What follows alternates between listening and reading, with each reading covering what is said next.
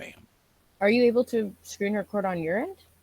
I'm just recording it at the source because what I'm using is my broadcast software to do a virtual webcam, and then that's what Google is tuning into is the virtual webcam. So I just had to go hit the recordy button, and then now it's all recording. And it's like recording extremely high quality source too, so it's not recording webcam quality. Perfect. It's recording like 2K. All right, sick. Well, then I will get straight raw footage, and then I'll be able to work with that and mix everything up. Yeah, it's MKV as well, so I can split it down to MP4 if you need. Okay, yeah, you're probably gonna have to send that like in a folder, probably via Drive. Yeah. Okay. Let me get these questions up, and then we will go ahead. So I didn't I was honestly thank you for just unabashedly saying yes to strangers. Well, I mean, what? I'm trying to be a public figure here. I can't exactly be saying no or be shy. You have a point. You make a good point. I just need to say, I didn't really prep you at all for what this podcast is or anything about the podcast or even listening to any other episodes of the podcast. But basically, it's just kind of a little think piece on delving into the lives of everyday people. I know this is not the best hand gesture while I'm saying that. Everyday people as you're speaking to a cartoon honey badger. Yeah, exactly. But yeah, no, I see you on Instagram all the time, and honestly, you've kind of become somewhat of a mythical urban legend for me. The Michigan marijuana band. No, seriously, I'm I hope that I run into you just in full costume one day while I'm out there, zooted out of my mind. But we'll leave that for when it happens. But yeah, that's kind of all it is. So just if anything comes across where you feel uncomfortable or you want to switch topics real quick, let me know. I mean, I know you're a public figure, you gotta put all out there, but, hit me with the hard questions. I need the curveballs. Bad publicity, but I'll keep you on your toes. Don't you worry. I fight libertarians on Twitter for fun. There's no such thing as bad publicity in my book. Oh God. That's actually why I have this flag right here. And if I come over here behind the background. Yep, if I come over here and I click on that one. Oh my God. So, I tread where I please. Yes. Yep. So mascot of the honey badger, and got a nice big dead snake in his mouth, and it's a garter snake. So that's kind of where it catches libertarians off guard, because libertarians have a diamondback rattler for their mascot.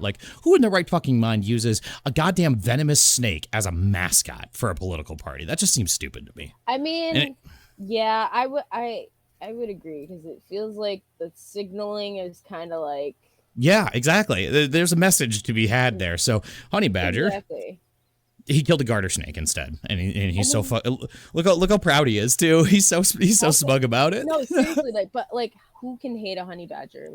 Honey badgers are the unsung underdogs of life. Dude, they are just pure feral energy. They are a 40-pound land mammal that will pick a fight with a 700-pound apex predator for fun and then win. I was literally I came up on my feed the other day, a video of it was a lioness and then her cub. It wasn't really a cub anymore. It was an adolescent lion at that point. But the honey badger just came out of fucking nowhere. I don't know if it was a honey badger. It was a badger of some sort. Came out of nowhere, starts screaming at the mother. Just hissing. Actually, just screaming. And these lions are don't know what to do. They got no clue, because it's just so much ferocity out of something so tiny. It's oh my God. If that isn't an idiom for what life should be right now. Well, that's actually why that's kind of my whole philosophy is, okay, well, kind of going on a tangent here. Back in 2019, I lost my mom due to her battle with alcoholism finally ending, unfortunately. And of course, it was at the end of 2019. So then COVID happens and we get all those Trump bucks to do whatever we want with. So I, doing the smart thing, following in mom's footsteps, became an alcoholic myself. Oh my God, no. Good God. So throughout 2020, I was drinking a fifth a day of tequila. And at the end of it, I just 1 year since mom died, and I'm like 260 pounds, and I'm just miserable, and you're throwing up every couple of hours, and all I could think to myself at the end of it was just fuck you, and that's all I could keep saying to myself over and over and over again was just fuck you, fuck you, fuck you, and then it was like I found a light switch in the darkness. It was only a 5-watt light bulb, so I could barely see, but it was just I found it with my middle finger, and so I made my fuck you ideology. 12 steps is too many. I've got ADHD, man. I get distracted after 3. So just keep it simple. Keep it 1. Take your problem and you say fuck you to it over and over and over again. You build a mental fortitude of a middle finger and you climb to the top of that bitch. And then you give it the middle finger again from up top. And that's how I kind of rage quit alcoholism, was just by the raw power of fuck you. And then 2 weeks later, January 6th happened. And I was like, motherfucker, is this really what we have to deal with now? Like this? So... yeah. I turned that ideology into a political philosophy because fuck you, it shouldn't be this hard. So I asked some political science majors, can you make a party and call it the fuck you party? And everyone so far said yes. So why not?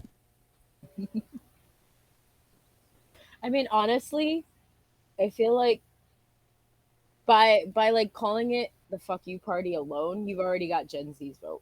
Very obviously. Well, and then it self-censors for FYP. So I can use technology because the For You page on every platform now. When I started this 2 years ago, only TikTok had the For You page. So I thought to myself, man, if I just have FYP 2024 and I just make all of my content have that hashtag 3 years beforehand.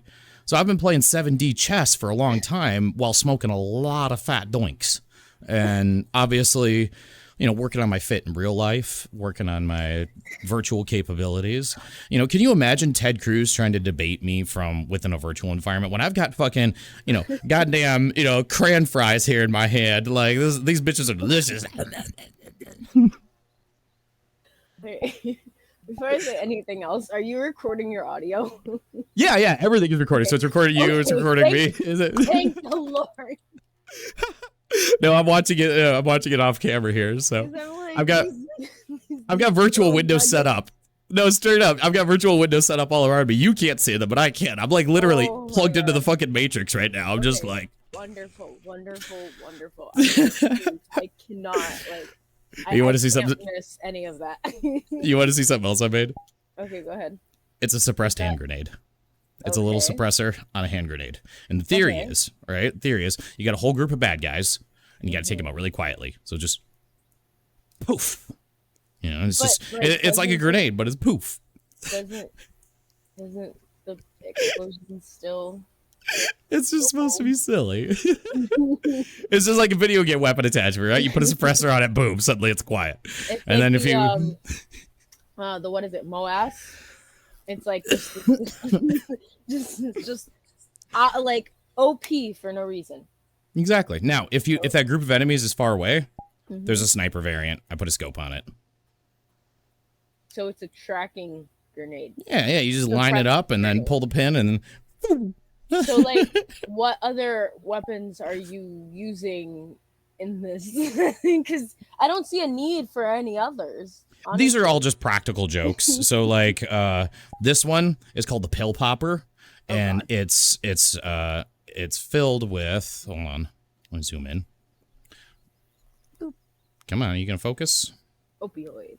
No, exactly. No, it's filled with pills, and they're fentanyl. So the theory with this gun is it kills you painlessly. Because, I mean, think about it, right? It's a suppressed gun that's filled with fentanyl pills, so it's just like poof, right? You just immediately die. All right. Oop, there it is. Now, this gun actually has a has a all because I'm bipolar, so everything has, a Me good and a bad. too. So I kind of came up with an alternative for that gun. So if there's a gun that kills you twice as painlessly, why isn't there a gun that kills you twice as painfully? So this is the Walther Loudener. The model's a little broken, but so you can't look down the barrel. But yeah, so the theory with this gun is when you get shot, you get tinnitus and a bullet wound. Would you even be able to, Oh, this works. In real life, there's a YouTube channel named Demolition Ranch. They actually did this. They fired handgun caliber pistols through. Yeah, it works. Not very accurately, but because bullets spin, it'll actually like spin all the way through. That's really funny. Physics are weird. Physics are really fucking weird. Dude, it's cool. Really weird.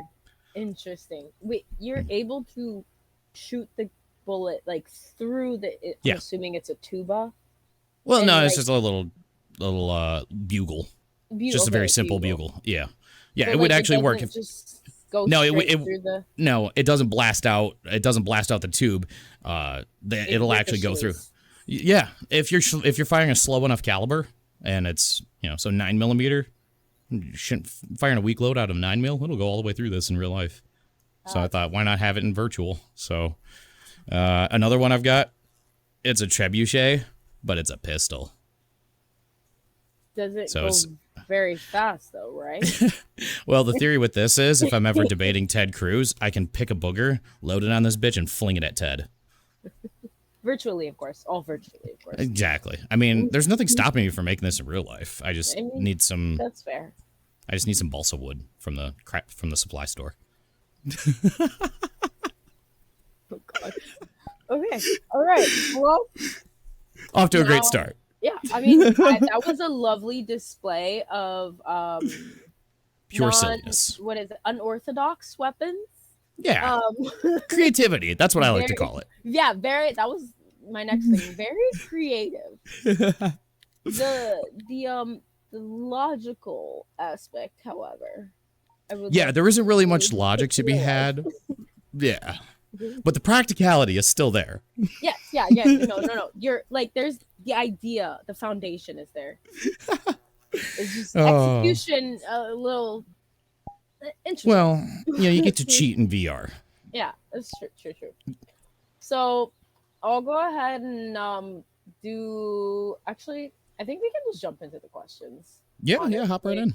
I can record a little intro later, but I do want you to, if you could, like, formally introduce yourself.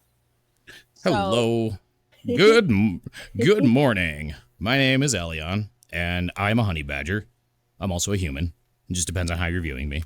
And I have decided to start my own political party, call it the Fuck You Party, because there's nothing stopping me from doing that.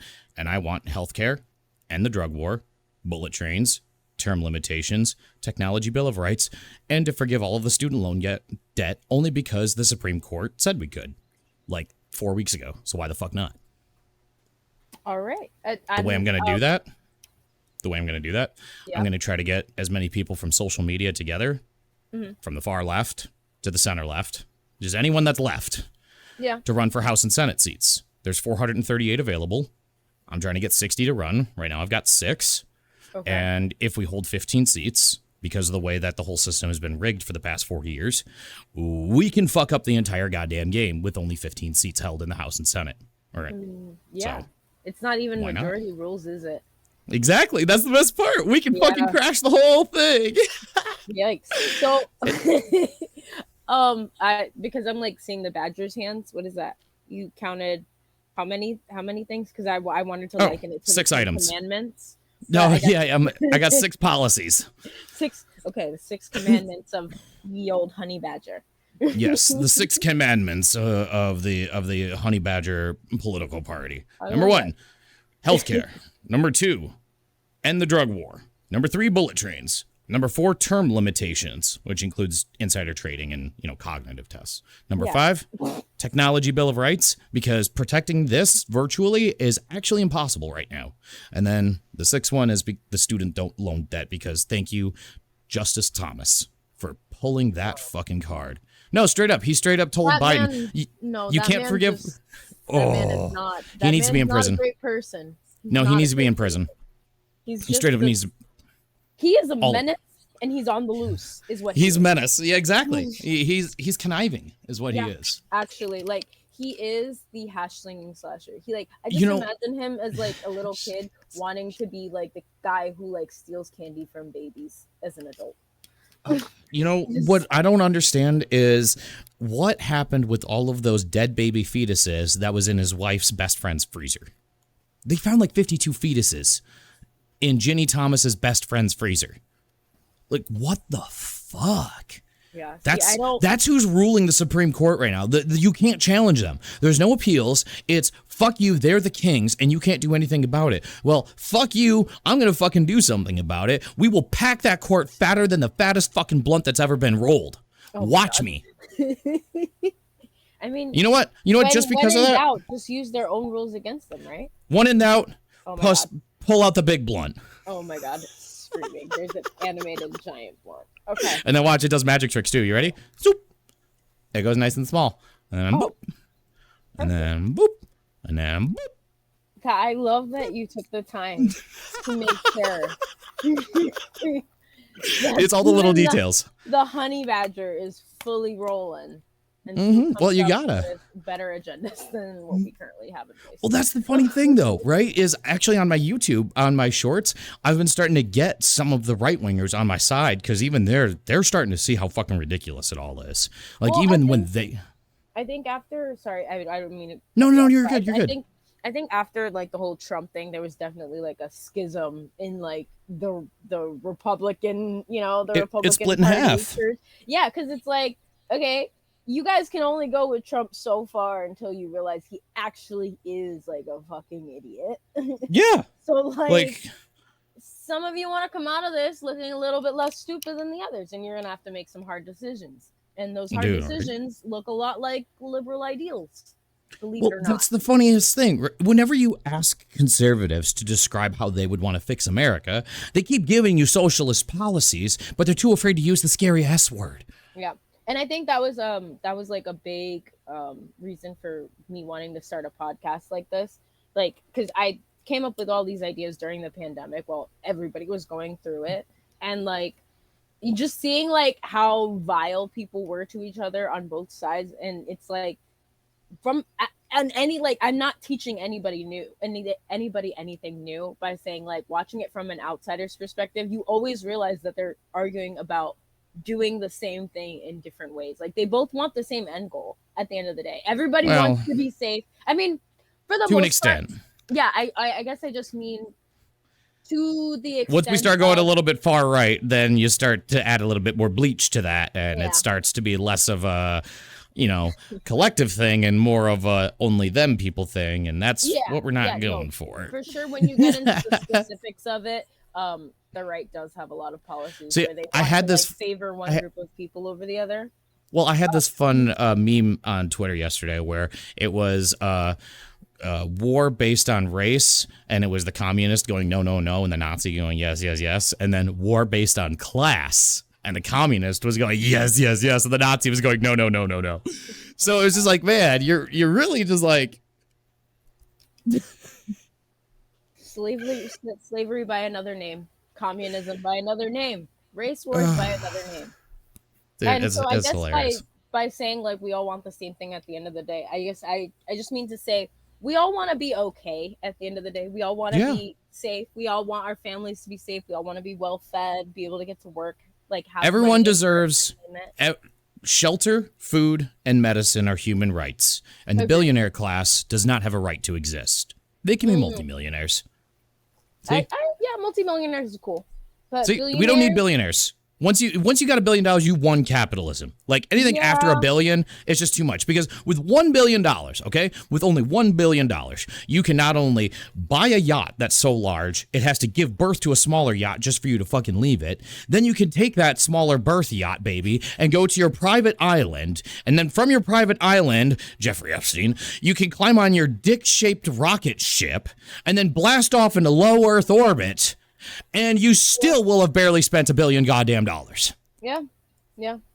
Yeah, What about all the jobs that are made? it's difficult because it's like everybody wants to make money, of course, but like Some people any way. one person with that much money, like surely we all know what a monopoly is. Oh Surely yeah. we all know that power corrupts people. Well, So one of the biggest problems that we have is libertarians are the dumbest group of the entire political spectrum, and I believe they are responsible for holding us back. Their philosophy started back in the 70s, and what they believe is no free market has ever existed before. Because anytime the government intervenes, the free market dies, and then that's where the corruption happens. So libertarians are of the firm mindset, and they'll do all the mental gymnastics and backflips all day to justify this, that all government bad, all government hurts free enterprise, and all government is corrupt. And then when you say, well, don't billionaires own the government? They say, no, that's not the problem. If the billionaires didn't have the government to buy, then there wouldn't be corruption. It's like they've got the, where does the arch block go into the square hole type of thinking. oh dear God.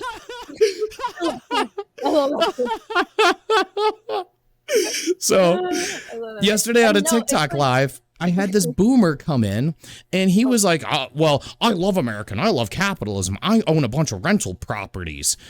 Oh my God. It was like, dude, you're exploiting people's need for shelter. And then he started complaining about his kids' cost of college. I'm like, well, if college was free, then you wouldn't have this issue. So at the end of it, because I had to go to work last night, I had to go fix the internet at some place. I ended it with every single goddamn day. Conservatives are the angriest at capitalism, but they're all too fucking stupid to understand why. Yeah.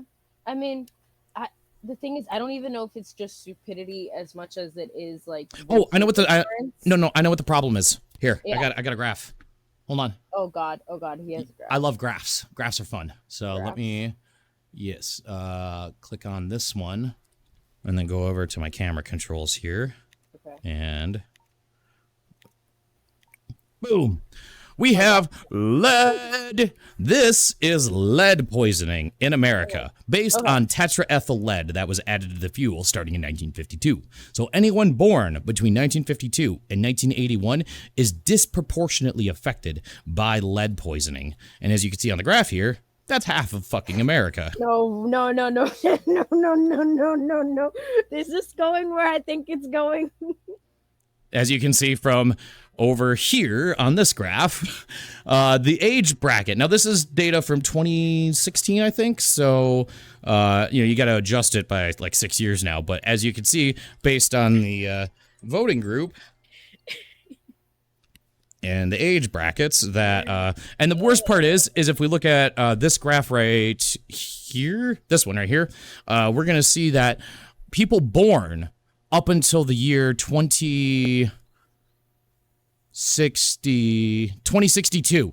Anyone born up until 2062 will be absorbing lead in their blood when they're a baby. Now, this has got a double compound effect, because when you're a baby and you're sucking in lead fumes, like these poor fucks back over here in the 60s did, your bones absorb that lead as you grow. And so your bones are holding lead deposits in them. So then when you hit osteoporosis and you're 60 and you're 70 and your bones start to leach calcium, well, they're leaching the lead, and they will get angrier and stupider and more violent as time goes on. Thankfully, they're all geriatric and have shit health, because all they did was drink and smoke for 50 fucking years. So, Meal Team 6 isn't going to be very effective. But at the same time, they will be violent, they will be very angry, and they will be very fucking stupid. And that's why they fear the youth so much, because we outnumber them 5-1. I love this. Went exactly where I thought it was going. It's like, no, they're literally dumber. The science shows. We could see it in the graphs. And then, the graphs show. And this is my favorite graph to bust out anytime they start complaining about why things are so bad. Okay. Because it's rich people stop paying taxes. Like, we can see all the way back over here in... Nope, did my right foot die? My right foot died. It moved on the screen. No, it's got a override thing. Left foot. Yeah, that was my left foot. Hold on. Wait for my right foot. Right foot. Sometimes left. Did my battery die? Uh-oh. the battery is dead on my right foot. That's annoying. I just got my left foot. I got my... Anyway, as we can see from the graph here, the top income tax rate, based on estate tax and income tax, we lowered that, the debt goes up. So anytime the conservatives I argue with on the internet, I always have these ready to go because, you know, these are the problems that we get to endure because of policies that they supported for so many years. Yeah. And it's just, we've got such a mess to inherit. And every day we're being told, oh, you youth that are pointing out the problems, well, you're responsible for the problems. How do you like that? Really, we haven't been on the planet long enough to contribute To profit from the problems. Nor were we allowed to, ages 0 to 18 for the most part, keeping your kids inside. But it's our fault, yeah, for sure. Well, and that's just the classic, boomerism is, blame others for your own problems. Because, why would they ever have any sort of accountability? Just like my father, my siblings and I all estranged him, and he can't figure out why. Yeah, and I think it's kind of the saddest thing, really. Yeah, I would agree. It's more sad than anything, because I have figures in my own life where they are of the boomer class, and I look at them and their behaviors and particularly over aggression, and I wonder what happened to lead you to become this way. And it was probably something that was really fucked up, but it's during that time you just kind of had to deal, and I get it, that was the time, but you guys clearly see that we're in a different time now. Well, I actually have a graph. Yeah. So here, let me look over here and grab, that's a lead, not that one, this one right here. So this is rent cost versus income. And as we can see all the way back there, back in the 80s, you could afford to rent a place for $50 a month. Yep. And then keep more than 3/4 of your paycheck to spend on stuff like a car or a child or stocks. And now, okay, I've been renting the same house for 6 years now, I think. And the house is only worth $62,000. And I've paid $10,500 a year in rent. And I only make $25,000 a year. Wow. Wow. Damn, that disparity thick though. Wow. Yeah. Wow. That's nuts. You could have bought that house already. And yeah. In only 6 years. I don't. It's difficult to talk about the economy because it's it's a rigged game. There's too many factors to just have one solution to unfuck it. Well, that's where the solution is. Shelter, food, and medicine are human rights, and the billionaire class does not have a right to exist. That's where you set your line in the sand and say, we are staying here, and if you want to follow us over here, come on board, because a lot of you are not going to be able to afford housing soon anyway. You know what's wild is the average cost of rent in China is $400 per month. In America, it's $2,000 per month. China has 25,000 miles of bullet train, and they built it in only 14 fucking years. We have, 50, and it's in Florida, and it only goes 90 miles an hour? Fuck that. No, we love to say that things will take time and cost money, except for when they're for the military. Then they take no time and cost no money. Or cost all the money, but we have the money. So the F-35 project, that thing was an absolute abomination that went over time, over budget, and the only reason why it continued was because people in Congress were bribed. There was a Marine general that spearheaded the entire F-35 program, and the F-35 is kind of a junk aircraft, but what they designed it to be was a modular airplane, so that way you can add things and remove things really easily and sell it to other countries, so that way you can make your money back on it. Yeah. And so it allowed us to have complete control over the system and make profits off of selling modules and selling weapons. You know, it's like DLC for a video game, right? New video games are $90 fucking, and then you still have to buy the DLC and you still have to pay for the skins. 30, 40 bucks. Yeah. Exactly. And then you got to pay for the monthly service. You know, fuck you, PlayStation Network, right? So that's what we did to other countries with the F-35. It's fucking crazy. Yeah, like something else just like briefly popped into my mind, but now it's gone. Of something else that we do similar, but it's giving like Nestle vibes, right? Like Nestle should be disbanded. Like, let me get you hooked on this thing that we create, so that I can subscribe the fuck out of you 10 years down from now, and your children, and your children's children. Oh, 100%. Like, that's I think what the most infuriating thing about it is under capitalism, you will own nothing and be happy. Yeah, basically, and that's not it's I don't know. That's not freedom. Something that's happened not freedom. during the Enlightenment. That's why my tagline is that's why it says, what the fuck does freedom mean? Because it's not like if you're constantly craving material, that's not freedom. That's just being addicted to material items and not being able to. Well, one of the biggest problems that we have in America is a lack of purpose. All right. Why are we here? What are we supposed to do? Our education system teaches us conform, become part of the system, and if you dare try to break free of the matrix that is predefined around you, if you try to unplug from that and become woke, suddenly the system will hate you and do everything in its power to put you back into that box and make you conform, pay your taxes, breed, make babies, buy house, buy stock, make the machine run. And the machine is rusting. The machine is rusting. Well, because the problem is the machine relies on blood to oil it, and we are out of blood. Gen Z, no, we're not out of blood. I think Gen Z is refusing to add more blood to it. And that's why these boomers come up with all these stupid, whataboutisms of like, oh, well, nobody wants to work. Okay. No, nobody wants to be exploited. Thank you. It's not nobody wants to work. We're just not gonna fucking. And then they use. The worst part is they told us for years, if you don't like it, then you can leave. So we did. And then we did. And then y'all got mad. And now they're mad that we got exactly what they fucking wanted. My dad told my siblings and I for years, if you don't like it, then you can leave. All right, fine.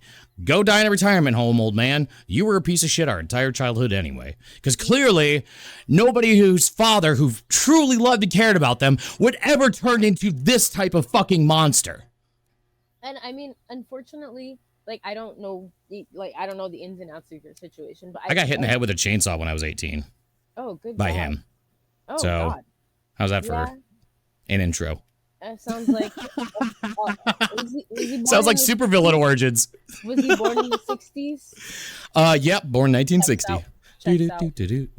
Well, because what I was gonna say is it's I don't know your situation, but it's just hearing that all I needed to hear was that much to know that that's a situation that's it's constantly been repeated and repeated and repeated from a time where people did just drink about their problems, and now they tell us not to drink about our problems. Oh, well, I mean, it's our fault too. Dude, the world's on fire, and you children that are pointing out the fires, it's your fault. Yeah, for sure. It's obviously. You know what I'm most upset about is we failed Captain Planet. Oh, we did. All of those things. Miss Frizzle, Captain Planet. We failed them. Well, okay, technically we didn't fail them. We didn't because know what to we're do. Children. Think about this though. I'm 33. Okay? I'm still, in terms of the age of controlling the world, still a fucking child. Yeah. So, I mean, technically we haven't failed Captain Planet because we haven't had any power yet. And granted, the show was about eco-terrorism, so by the youth. Yeah. Wait. Son of What? a bitch. That What? ties so well into my video on TikTok. Why that has like 800,000 views now. Capitalism is a weak point. It's right here. What is it? Okay, so everywhere you go, the credit card pin pad machines, right? When you use the self-checkout. The grocery stores, they said, if you want more wages, we'll just replace the cashiers with robots. They replace the cashiers with robots anyway, and the grocery prices still go up. So it's almost like the cruelty is the point. But the nice thing about it is, when orcas are trying to stop a yacht, they're not sinking the yacht. They're just hitting it in its weak point. The rudder, completely undefended and naked and responsible for steering the ship. So when you're at Target or Walmart or Meijer or Kroger trying to afford your groceries and the price of coffee has doubled in the past year, there's a nice little cable that comes out the top of every single credit card pin pad machine. And that cable is a proprietary cable. It's not just a standard USB. Every fucking cocksucking company that makes their own pin pads uses their own proprietary cable. So it's not something you can just go grab out of the closet or grab off the shelf and instantly replace. So suddenly, if Gen Z were to become eco-terrorists and wanted to hit capitalism at its weak point, suddenly you just trip and fall, and the scissors go right through this naked exposed cable, and then, wow, well, if you can't scan it, it must be free, right?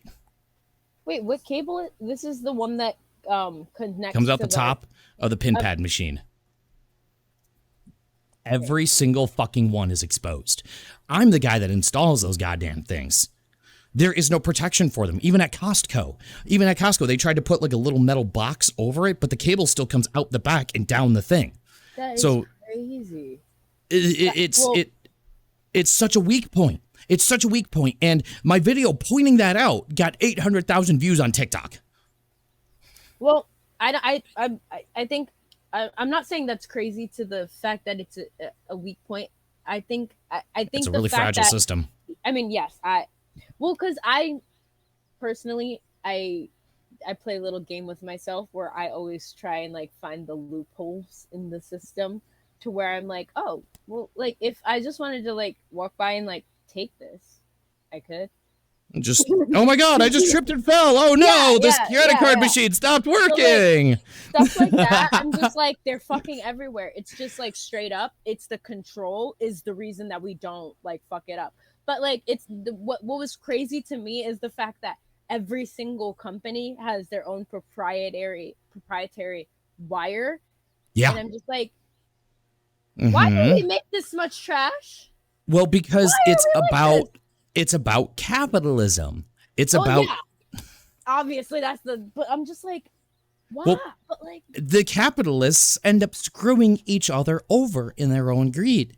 The credit card companies say, hey, business, you want to process credit cards. Well, we've got a machine, but only we sell the replacement parts for it. So you have to pay, because I make $65 per hour working on those machines. And I charge $120 flat fee just to show the fuck up in the first place.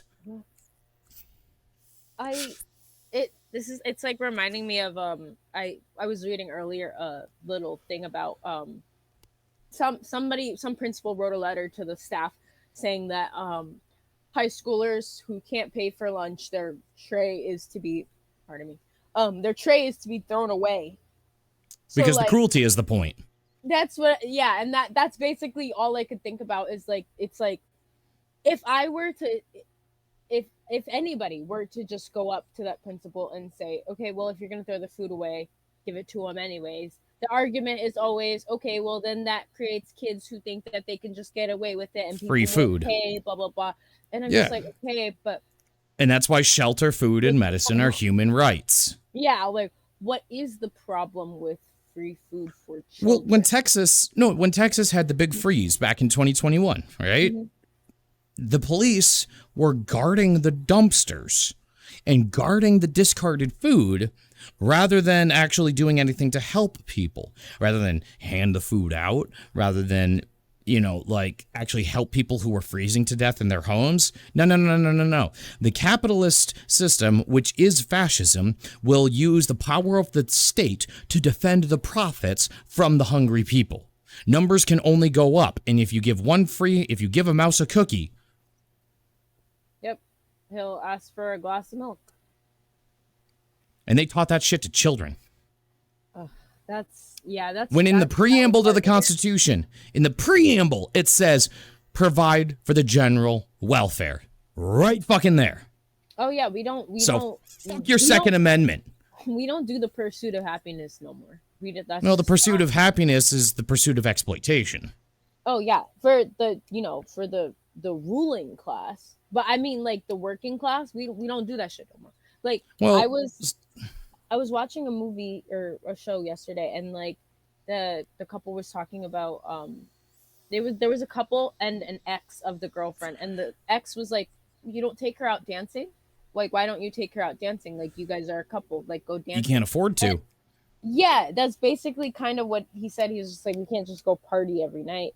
And I'm like, it's so weird that we just started to stop doing these things that our ancestors did billions and billions and billions of years ago. Or not billions, we've only been here for so long.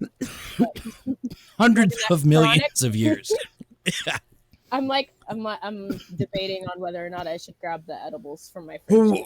Conversation is starting to require it. But it's like things that we've done for how long? Like couples dancing, just a couple dancing romantically.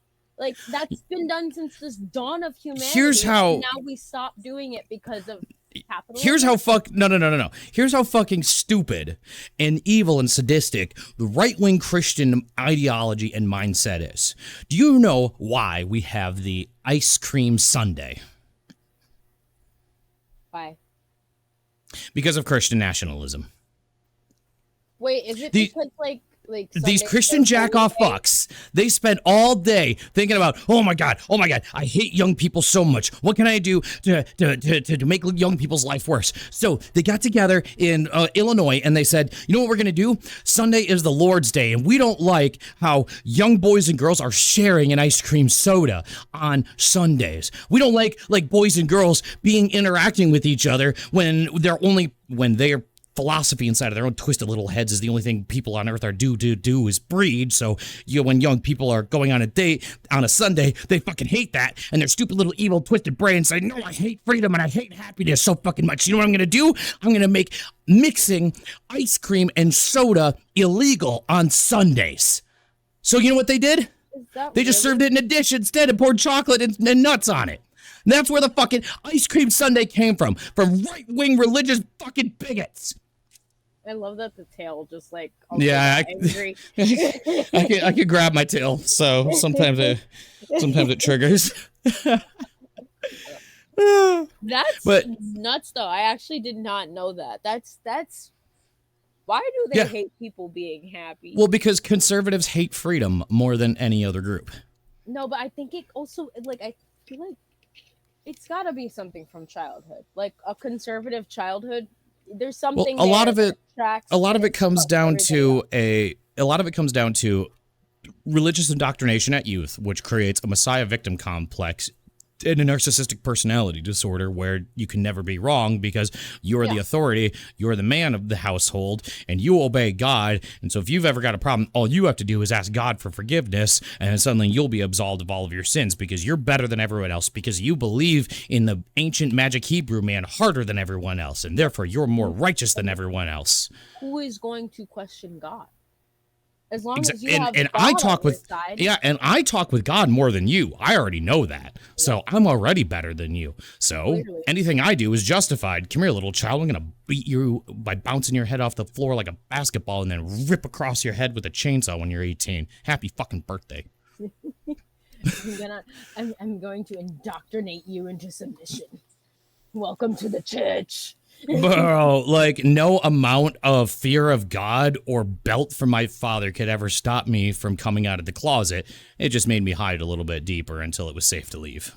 I mean, yeah, like me and my parents had a pretty tumultuous relationship growing up too, and I don't think their strictness, and I think they realize that now, in large, like their strictness didn't really like change me. It just made me like figure out how to be smarter about hiding shit until I could leave, and then be smart about leaving. Like, Well, and one of it all was that is, ever you know, really does. if you never gave me a safe place or way to communicate with you, especially when I had issues, Guess what? because you were Guess just an who's not unhinged psycho. communicating later. Yeah, like, Yeah. you know, what's so fucked up is, you know, all of that horrible, backhanded, and evil shit that my parents put me through as a child is what taught me good relationship and communication skills later on as an adult. And, like, not invalidating and, you know, actually trying to listen and, you know, saying, hey, I fucked up. I'm sorry. I was in the wrong here. Like, I care more about you and how it affects you than about my own narcissistic self fart smelling flatulence huffing, you know, full of shitness. Yeah. So, Okay. So. and I think we see that generationally happening too. I agree. Going Yeah, back to the lead thing I mentioned earlier. Yeah. I like, I'm still like stunned that you actually took it to no. They're actually dumber. Look at the science. We have the proof. They are fucking dumb. And you like, how am I supposed to challenge that? Because like, Flint, Michigan is still a thing. So like, obviously, all of the 60-year-olds are lead poisoned. So funny enough, I actually did a job interview last week at a research and development linear particle accelerator facility that's making the cure for cancer. And so one of the other people I was interviewing with me for a different position, he was from Flint. So when we're talking about things about like radiation and how that can affect the population, he's like, oh yeah, no, I relate on the lead level. We all kind of got a big chuckle out of that. So, yeah, so it turns out the cure for cancer, pretty cool. I had no idea about this until I did this interview, because I was just going for an IT and electrical position. So they're like, oh, yeah, this is actually what we make here. I'm like, holy fucking shit. So cancer, right? Think about cancer like a crowd of people. Like you got a whole bunch of cells. Yeah. And you got a whole crowd of people and you got one motherfucker out there spreading bad vibes. Yeah. Now, you as the doctor, you've only got limited tools from your guard tower. You can't go out there and grab him yourself. So right now, the current radiation therapy standards that we have, it's kind of like if you just had a shotgun and you had buckshot. And the best you can do is boom, and you're going to get some overpenetration, you're going to kill some innocent people, but at least you stopped the bad guy. And that's kind of where current radiation treatment is a little hit and miss, because you're going to kill good cells next to the bad cells. This new shit that they're trying to manufacture, it's called actinium. Actinium is if you were to take a sniper rifle and load a beanbag round in that bitch.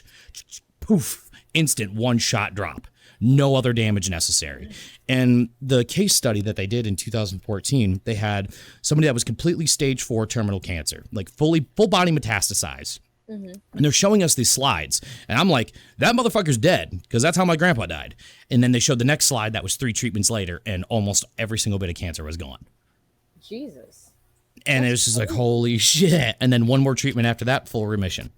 And the cool thing, did you say it took for them to get into remission? 4 fucking treatments using actinium. That was it. 4. Only 4. Is actinium like FDA approved, like already on the market? No. Or is it like, you can't make it. There is one facility on Earth that manufactures actinium, and it has a half-life of 10 days. It has not been tested or approved by the FDA, and Big Pharma hasn't invested any money into it in 10 years because they don't see the profits coming off of it. So they're not going to put the money into manufacturing something that they can't profit from.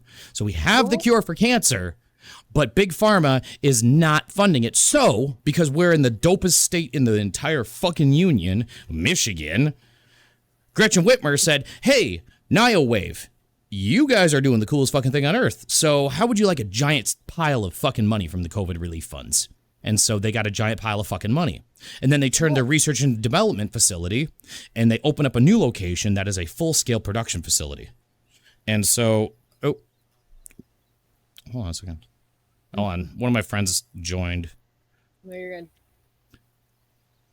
I've got a couple of friends that are allowed to join any instance, even if it's private. So, hey. Hello.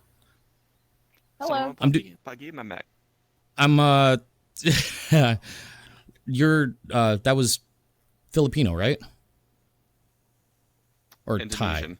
Indonesian. Fuck. God damn it. I always forget. I'm actually doing an interview right now. Also, model looks great. I love the nose ring. crazy. That looks good. You've got a little audience. Yeah, dude. This is one of my best friends from VR that known him for years. So it's really cool having I'll say this right here. Yeah. Virtual reality is what cured my alcoholism. And I will die on that fucking hill. Because when I got VR, I was able to access infinite escapism in the way that alcohol kind of gave me. But all it took was a little bit of effort and creativity, which is stuff that I craved, but due to capitalism, I can never achieve because crafting supplies and rent take more money than... So with VR, I can just make shit for free. Like, if I want to make my own goddamn rocket-propelled chainsaw, I fucking can. And it's free. I don't need to spend money at Joanne Fabrics. Fuck you, Joanne. You make enough money. Lower your prices. Oh my god. But she's always got the coupons. Dude, I know the coupons, but I hate coupons. I hate capitalism. Don't make me jump through the hoops just to get a good deal. Just make it the fucking cheap price in the first place. So you see why I'm a honey badger now? Yeah.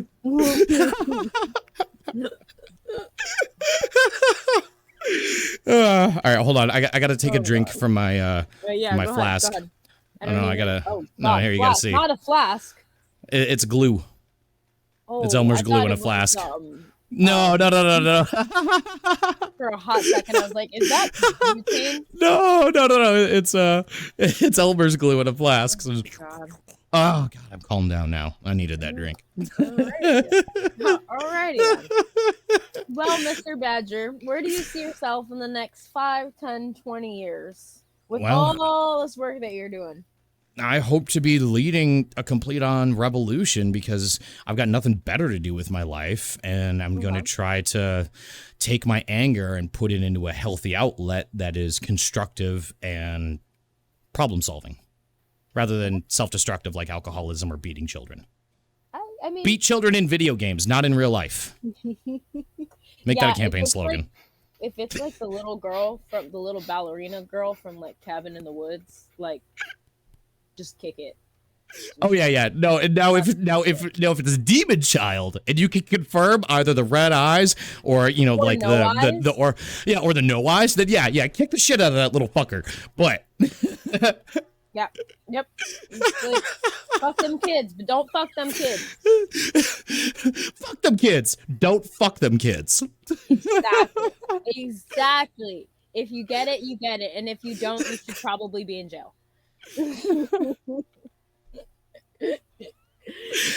Oh my God. You know what's kind of crazy though is like right? Is so something I've been finding a lot lately is these online child predator catchers, especially like on YouTube and whatnot. It is shocking how many people out there. I'm sorry, what is the badger doing? Oh, I was plugging my foot back in. Okay. I'm just like, no, wait, this is his body. Are you okay? Yeah, no, it'll go down to like a meditation pose when I take my stuff off. But it'll go spaghetti for a moment until it's like, oh yeah. Okay, but you were saying these child predator catching channels. Yeah, so like on YouTube, they get shut down all the time because, all right, now here's the wildest fucking shit ever on YouTube. YouTube has things like naked yoga. Where it is, you have to be 18, obviously, and you have to like pass this. Porn. Well, oh, dude, it's just insane how like there's this one guy that has a video how to shave your junk, and he's just sitting there and full junk out, how to shave it, right? Granted, it's educational, but YouTube then goes to these child catching channels where these dudes are on the internet harming children, and they catch them and they bring them to justice. They say, hey, this person was trying to meet up with a minor. Here's the proof. Here's the law that says in this jurisdiction that's illegal. Here you go, police, arrest them. And then most of the time they get arrested, and then YouTube is shutting down those channels. They go, that's inappropriate. But clearly not the naked massage tutorial. That's naked yoga where you're just spreading the lips there. That's all okay. Education. And you would think that educating parents on what their children could be doing on the internet, Yeah, it's not a thing anymore. Now we're just, I don't know. There's some well, point parents don't where have time to raise their children. yeah, there was some point where we like crossed the line into like, okay, we see that technology a lot early on can be pretty bad to the child and like just like their social upbringing, like all of that. And then we just kind of like straight up ignored it. Well, just- all right. So me being a kid from the 90s and being on the autism spectrum, I played with Legos and Nintendo, right? That was my shit. And so 30 years later, or okay, 25 years later, now, you know, I've got myself virtualized with a broadcast studio gaming PC and a full body tracking just to give an interview. So no matter how hard my dad tried to stop me from becoming who I wanted to become, I still became the autistic, screeching ADHD motherfucker that I am today.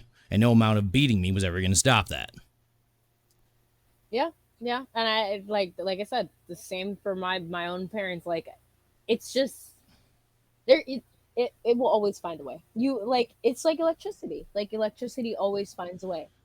Yeah, well, it's like Jurassic Park, you know? Life finds a way. You know, thinking about Jurassic Park, I've been using this as a little bit of an analogy on Twitter lately, and I'm going to keep dead naming it. I don't give a fuck what you say, Elon. We learned about the difference between sex and gender as children from Jurassic Park. Because the velociraptors changed sex in order to reproduce. Okay. They didn't change gender. Gender's a social construct. Yeah.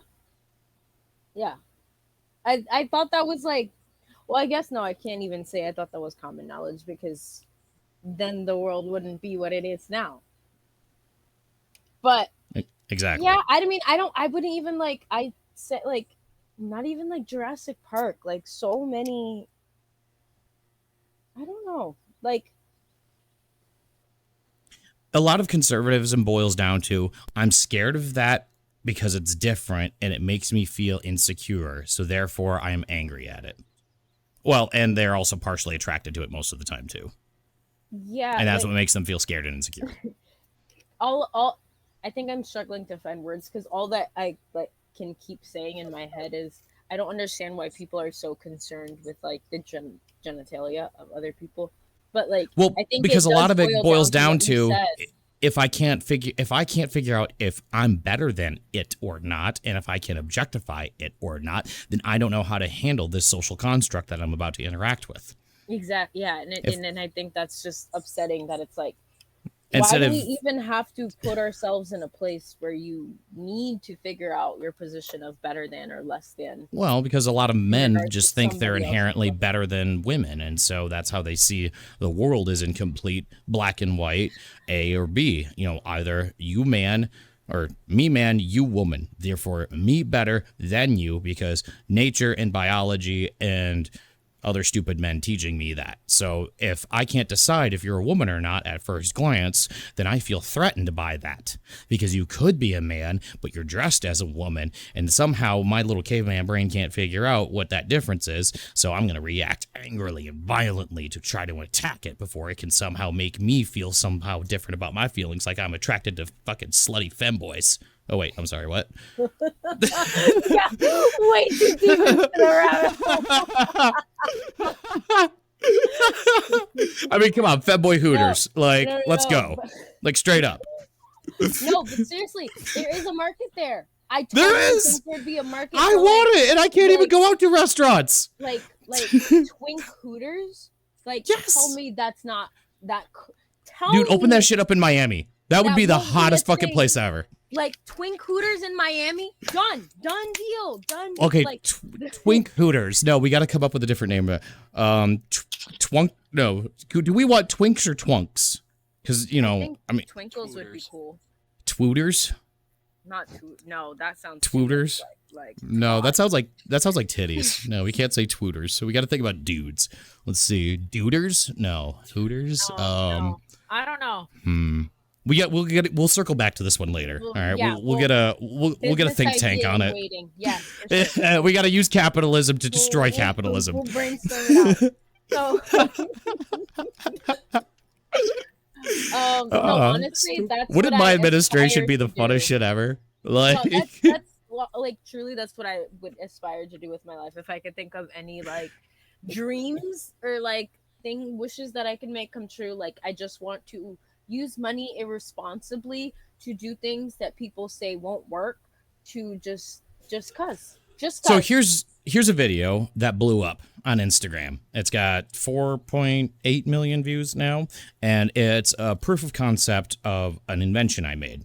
I gave myself a design challenge back in 2018. I said, I want to put a solar panel on the back of semi-truck trailers, but it has to have 5 design requirements. Number 1, has to be retrofittable to all trucks super easily. Can't be difficult. Number 2, has to be able to put on and off in less than 15 minutes by one man with no machinery. And number 4, you need to have it comply to all highway rules, safety, bridges, and the NHS TSA. They got rules for semi-trucks and trailers. And number 5, has to be cheap. So it took me a year. And then I found they make flexible solar panels. Like, you can bend them, twist them, bop them, they're not as efficient, but the point isn't generating maximum electricity. It's about putting a plastic tarp on a semi-truck trailer and getting any energy potential out of it by just letting it fucking sit there and do nothing. So if you were to take a company like Amazon, who has a giant warehouse, and inside of that warehouse, they've got lights, and they got air conditioners, and they got computers, and they got motors, and they got all that shit consuming electricity. So Amazon has a net overhead cost of just electricity alone. And if they put a solar panel on every single one of their trucks out in the lot, they would be able to generate their own electricity for their own facility, and therefore cut off of their own net overhead cost. But they're not smart enough to fucking do that. So I put a bunch of solar panels on a fucking sun hat, hot glued them and wired them together and used it to charge my phone, and was smoking my giant Stizzy vape walking down the street, be like, I like to make things. This is a sun hat. This is charging my phone. I was gonna say, I'm pretty sure that was the first video I saw. Like, that was literally the first one. I've had so many people recognize me from that video around Michigan. Yeah. I love it. Yeah. But it's like, going back to like the Amazon example, I just think it's like, I don't know, because they it's not that they're, I mean, maybe they are just too dumb, but like, it'll go down to capitalism again. It'll be the cost. It's too expensive. Yeah. It's not going to be worth it. But like, it is worth it, because even if you've lost money, you've gained time on the planet to keep doing your stupid capitalism shit, because you've stopped contributing to such a large part of like the destruction of the environment. Exactly. Well, energy wars, like, that's what's coming next. It's just going to be, we're just going to straight up call it the energy wars, because once climate starts affecting the world to the point where our traditional means of energy generation won't be functional anymore, like dams drying up, right? Yep. Like, we're going to be fighting over how we're going to generate energy, and especially when countries are stupid enough to go to Bitcoin, I'm like, motherfucker. Yeah, I don't know what that whole thing is. I mean, I get cryptocurrency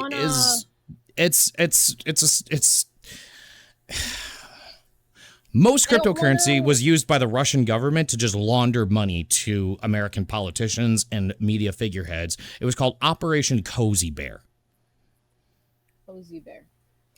Yep, look that up. We actually sanctioned. No, straight up. We sanctioned the 13 Russian hackers that did that. They did 2 operations, Operation Fancy Bear and Operation Cozy Bear. Cozy Bear was the Bitcoin payments and schmoozing up to the right-wing politicians. Fancy Bear was generating all of the fake online accounts, all of the bots, to generate and spread fake news throughout the internet.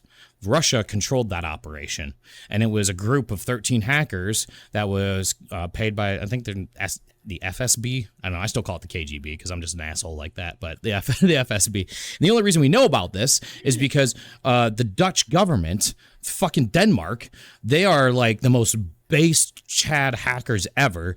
Russia likes Denmark. So Russia, Moscow is really tiny. So they gave them a free hotel room. And so these Danish hackers were sitting there hacking the ever-living bejesus all day, every day, trying to get access to this black room that had super security and, only select people were allowed in. And they got through the Wi-Fi camera, because Wi-Fi cameras use open protocols. So eventually they were able to just brute force through the password, and then they had an into the network. They were able to get into the back end and see all of the operations that were going on and report it to American intelligence. And then after that, the Trump administration themselves are the ones who fucking sanctioned the 13 hackers and said to Russia, hey, can we arrest these guys? And of course, Russia's not going to give them over, but they still went through the song and pony dance to actually put it on paper like, hey, these motherfuckers were committing globe-wide espionage by manipulating public opinion through social media. And that wait, so Cozy Bear and Fancy Bear were part of the whole thing with Trump rigging the election? Interesting. What happened specifically was after 2016, if you noticed in May, when all of the Republicans switched from anti-Trump to pro-Trump, and that was because of the DNC WikiLeaks. So what happened was WikiLeaks said, hey, we got all the DNC emails, the John Podesta emails, if we can dig into the wrinkles of our brain to pull that info out. Pizzagate thing? Exactly. Part of the Pizzagate thing. So the Podesta emails were supposed to prove the Pizzagate theory, which was all orchestrated by Russia. So the Podesta emails were hosted on WikiLeaks, which at the time was hosted by Russian servers. So if you were stupid enough to go to wikileaks.com and try to download this, you were connecting to those hackers' computers, and they had an open door to your computer. So you had all of these Republicans and all of these staffers go to WikiLeaks because it's just on Twitter. You just click on it, and then boom, now you've got all of these Republicans that have dirty things and secrets on their devices, and then the Russian intelligence has them and says, hey, if you play along, we'll pay you off in Bitcoin. And so the way we know that all of this went down through Bitcoin was Sean Spicer, the former speaker for the White House. Yeah. He tweeted out 2 passwords on accident. But they weren't passwords. They were transaction IDs. So all you have to do is go to the Bitcoin ledger and look up the transaction ID, and each of them was for 50 fucking Bitcoin. Now, back in 2017, 50 Bitcoin, they were 19,000. Yeah, and 2 payments. And it was all on the fucking ledger. So you could that's the beauty of Bitcoin. It's a public ledger. It's a self-correcting system. And it requires all these computers working together to make sure that nobody can cheat. And so that's where the security of Bitcoin is you'll never get a banking institution like Wells Fargo cooking the books to the tunes of billions of dollars, taking the money from people that can't afford it, and then but you'll still have people like always trying to game the system, always trying to find a way. And I think that well, a lot of Bitcoin scammers exist. I mean, I'm never going to deny that. But the philosophy and the functions of Bitcoin are that no singular institution or person can ever control all of the computational nodes. So theoretically, it's a system that can never be hacked or tampered with. Theoretically, it's like the perfect free market. In a sense, too. That's why libertarians love Bitcoin so much. It's perfect. Like, there's still something there, though. It's like, well, because inflation. That's kind of the problem, is Bitcoin infinitely inflates because Bitcoin gets lost all of the time. And new coin is never generated, so the value infinitely will always go up. And that's why it's not a stable economic system. It's just a theory. So Bitcoin is only a theory.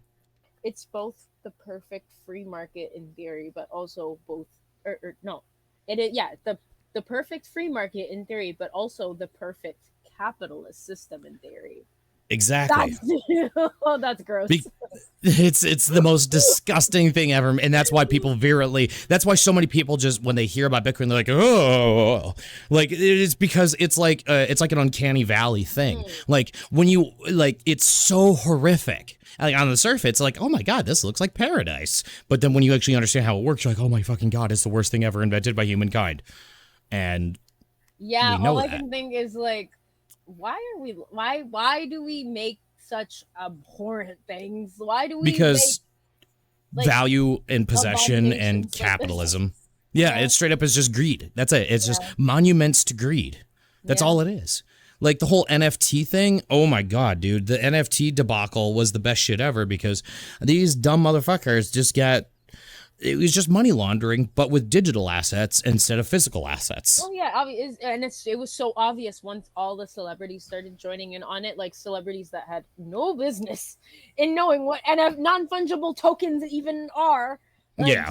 Like, do you know what non-fungible means? Do you know what a token is? Yeah, and then like just like, oh yeah, I made this NFT, ma'am. Does it have any utility? What am I? Is it just a picture of your face? Why do I want this? Hello? Well, the way I equate NFTs is just trying to create your own copyright system. That's it. Yeah. That's all they've done. Yeah. It's just a certificate of authenticity. And that doesn't do you jack diddly squat, as we learned from all the infomercials in the 90s, right? Yeah, I mean... Yeah. Yeah. You get this Beanie Baby with a certificate of authenticity, as if that makes it valuable or something. No, it doesn't. It's fucking Chinese made faux fur and polystyrene foam. Don't tell the children that it's one of a kind. It's one of a kind, yeah. No, my Squishmallows have got more value than Beanie Babies. Don't disrespect my Webkins like that. Don't you dare. Webkins, oh my god, that's a throwback. Webkins. Holy shit. Loved Webkins, okay? That was the perfect capitalism plot to throw on young innocent minds. No, Pokemon was. It doesn't die. You can feed it. You can't kill it, and you get to hang out with it 24/7 in the computer. Here you go. Yeah, fair. They ruined us. So I do want to get to. I haven't gotten to. We're an hour and 10 minutes into this. Yeah. No, but like seriously, I'm not lying when I said you are like a mythical figure in my Instagram feed. So I'm just like, oh my god, I'm meeting him in person. Like this is all so interesting. And like, I am completely honored. Thank you so much. Of course. And I mean, I love when I see people like actually like taking time to think of things and like actually. I don't know. Just be different around them. Yeah, just be fucking different. That's all that it is. What's it called? All the words. I'm sorry. I'm also not a morning person. Not gonna lie. Like this 10 a.m. thing. I was just like, I was in bed. I shit you not. 15 minutes before my computer was open and ready. But I got out of bed at 9. Oh, so. 1 p.m. But this is a good way to like start your day, because now that you're all fired up and you're energized, you're like, let's go. I want to fucking take a bite out of the world and I want to shit it out on Ted Cruz's desk. True. Like, I'm going to go fight God later. Exactly. You're ready to go fight God with the power of anime and autism on your side. Let's go. Don't forget capitalism. All that capitalism. Yeah, capitalism gets you insane things like rocket-propelled chainsaws. There is no demand for this, but the market exists. I don't necessarily know if capitalism will get you that. I think being part of the 1% might get you that. Hey, all I got to do is find a 1%er and sell him on the idea, and then he'll give me a giant pile of fuck-off money, and I'll make it happen. You know, I've heard Elon is fond of chainsaws. I would beat him up. Oh, no. I would just beat him up. I'd be like, here's your chainsaw. Come here. But wait, like before or after he gives you the money? Because he needs to give you the money. The thing is, I've already pissed him off on Twitter a couple of times. So I know he's seen my tweets. Like, I go out of my way to bully him. Interesting. So, oh, and then last night, I had a little victory. I had a Troon account block me. Let's go. Wait, what's Troon? All right, so for those that aren't terminally online, the incel group. Everyone knows what an incel is now, right? Oh, okay, yeah. They hate the trans community more than anyone else. So what they do is they make all of those twisted, evil, soy jack, anti-trans memes, and they spend all day doing the art and making their videos saying, oh my god, I hate trans people so much. Oh my god, I'm going to spend so much time and energy and effort into making this sick-ass meme so me and my fellow incel losers can look at you evil trans people. So they call trans people troons because they're transition, they try to equate them to cartoons, right, to dehumanize them. So the incels call trans people troons to invalidate them and treat them as lesser. So I call them true nerds because that's all they spend all day doing is just making sick, twisted, degenerate cartoons. And so this account was like, I hope you're proud of this video. I spent so much time on it. And it was just like really shitty, like a little Blender animation and a whole bunch of pictures. And it was like really low effort. And so I said, you spent 60 to 70 hours making this? Such soy energy. And then that person blocked me and then hid my reply. Oh. And then somebody else tried to come in and was defending it. I'm like, man, imagine spending even one singular hour inside of a therapy session instead of working on whatever this garbage was. Imagine being so cringe that you that the furries are calling you out. Yeah, that you get hit with your own insults by like the people you are trying to demean. Like, come on now. So be for real. And then I also ratioed Miles Ian Chong the other day too. That was a good one. Still Gray. No. Yeah, Miles. He lives in Malaysia and he is an extreme right-wing anti-trans bigot, and Elon Musk loves the fuck out of him. Like Elon Musk loves Ian Miles Chong. So the other day, one of my mutuals, Justin Wang, he's like, so I can't tell, is Starfield any good or not? And so Miles said yes in the comments, and I replied, did you make it past the pronouns? And then that was just a full-blown ratio of like 10 to 1. Like nobody liked his and everyone was liking mine. Because that whole fight was just, they put pronouns in my video game! Whoa, the West has fallen! Why do they always have to cram it down our throats? I hate pronouns! Like, bro, talk about privilege and entitlement when the most oppressive thing you've ever encountered in life is a artificial culture war about a social construct that doesn't affect you. It's a sign of the times, my man. Clearly it's a sign of the Is this what it felt like when the Greek Empire fell? You know what? Diogenes was a furry. I'm just gonna say that Diogenes was a full-blown furry. In the last episode, it's my own realization, but I think SpongeBob's a nepo baby. SpongeBob is a nepo baby. Mm-hmm. Yeah. That explains why he was so happy to start working at the Krusty Krabs and be exploited. Yeah, I think it's like I'm bored but I'm rich job.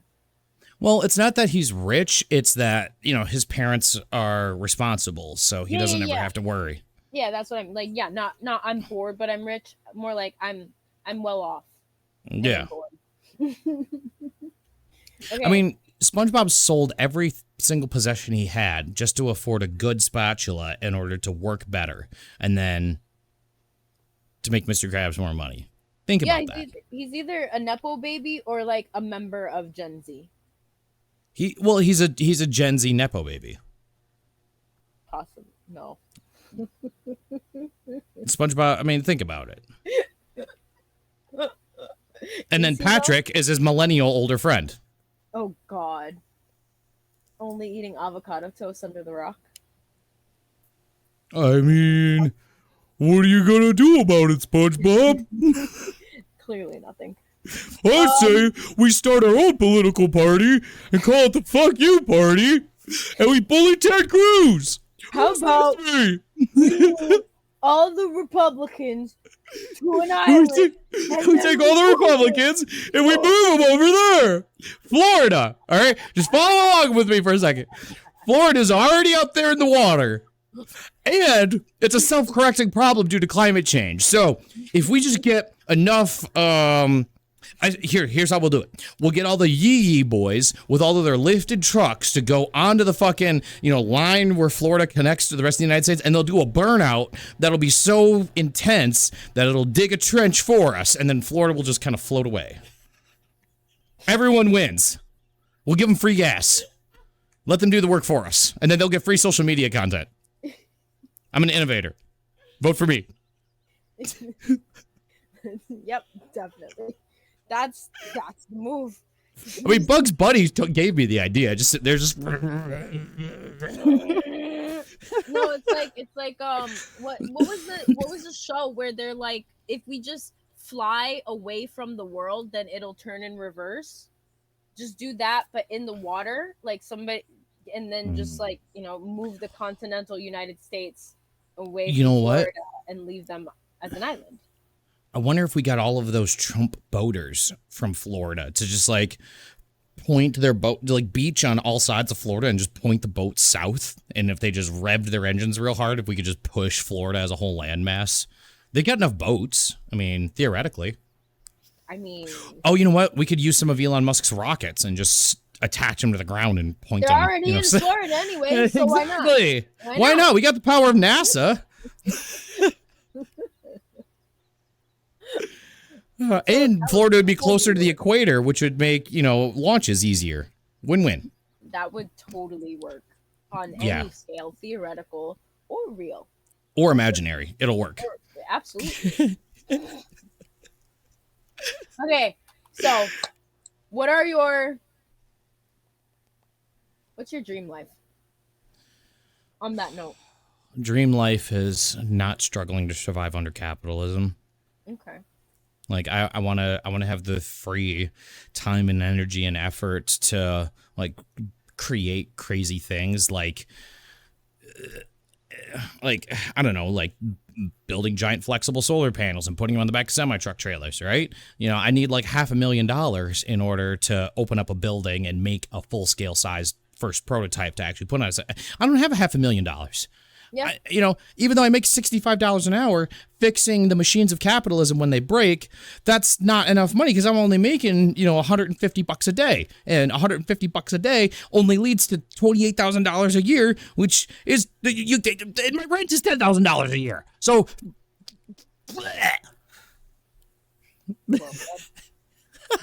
well said.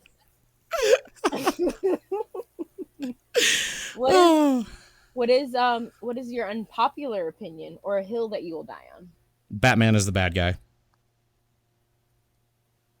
I agree, but explain. He's a billionaire. Billionaires are the bad guys. Okay, so it's that simple. Okay, got it. Well, think about it. If Arkham Asylum had the proper funding to be a full facility with good walls, good lighting, good staff, and they actually had proper funding, so that way, it's like, hey, we got one young new doctor off of Bruce Wayne University, Harley Quinn. We're gonna have her go fix all the criminals, and then she becomes one because there's no psychological resources for her even. Yeah. So you see where if Bruce Wayne were to just simply pay his taxes, all of the problems in Gotham would disappear overnight, and then he could finally get healing for his trauma and not have to put on his mask and go beat up people that are the victims of capitalism. I've never actually heard such a real take on Batman. Now, I'm not a fan of Batman, but wow. Batman's cool as fuck, but he's still the bad guy. And his he's the ultimate narcissist because his self-centeredness and Messiah victim complex makes him think that he's the only thing that can, only I can save this city. Yeah, by paying your taxes. Yeah, pay your fucking taxes. That's how you can save the city. Like, stop. A henchman wouldn't need to go be a henchman if he had a job that could actually pay his bills and his family. But since Bruce Wayne owns every facet of Gotham society, from the hospitals to the trains to the schools to the manufacturing, everything is a creation of his own undoing and his own greed and his own avarice. And his solution is, it's up to me to stop it with violence. But not killing violence, only... Is Batman a one-man RICO lawsuit? Yes. Oh my god. Batman is like the results of the game Monopoly, and then Monopoly not having the crime factor in. Yeah, he's literally a one-man racketeering operation, like causes the problems for his society, and then profits from creating evil will spend more money to keep the world evil than it would ever cost to make the world good. And that's what Batman does. And on that note, what's the proudest you've ever been? Putting on the suit. The weed suit? Dude, when I put that shit on and I grab my hat and I grab my cape and I grab my tie and I grab my big vape, and I step out onto the world, and all I've got is the power of fuck you and holding my energy up. And people just come to me and say, can I take a photo with you? That, like, when I was at the Somerset Mall a couple of weeks ago, because I was doing an event for a company, and afterwards we went to the mall, and I was just sitting there editing a video on my phone, just kind of off to the side, doing my own thing. And this little old lady, with a cane, right? She was like this big, must have been like 70 something. Just looked, nice suit. And just keeps on fucking cruising. Like, dude, when you get, I had one girl recognize me from the Beyonce concert. She was like, oh my God, I saw you at the Beyonce concert. I'm like, yes, it was the best shit ever. Did you wear that to the Beyonce concert? Yeah, of course. Like, whenever I go to public events and like, things where there's a crowd of people, I have to dress up. And then I've even got my own flyers too. Here, I'll show you what they look like. Okay. While you're pulling that up, did you make the suit or did you order it like tailored, custom made? So yeah, I bought the suit off of the internet. It was on clearance for like $80. Really? And yeah, well, I bought it when I was an alcoholic. So I bought it when I was still fat, when I was 265 pounds and, when my life wasn't together and I was still, shoving my head up my ass every single day and feeling sorry for myself and not putting any effort into self-improvement. So, that part of that, buying that suit was, setting up myself for changing myself, setting myself up for future success by, becoming, what I wanted to be. So this is the colored version of my flyers. Normally it's just black and white because I got a laser printer, and it has my QR code on it. So that way you can find all my socials. So whenever I'm out at a public event, I'll have a stack of flyers with me and like, hey, would you like a flyer? So you can find me online. And I had one kid say, I'm going to put this on my wall. Like, I had another person say, oh my God, I'm going to color this in. This looks like so much fun. Aww. So when it's my own propaganda that people love and they're like, how can you not just feel like the king of the earth? Especially when Ron DeSantis can't even smile properly. And meanwhile, I'm just twisting my giant mustache, be like, give me healthcare or I'll turn into a supervillain politician. I wanted to say, as soon as you said like my own like having people love my own propaganda, the immediate thing that I wanted to say was, how very capitalism of you. But like,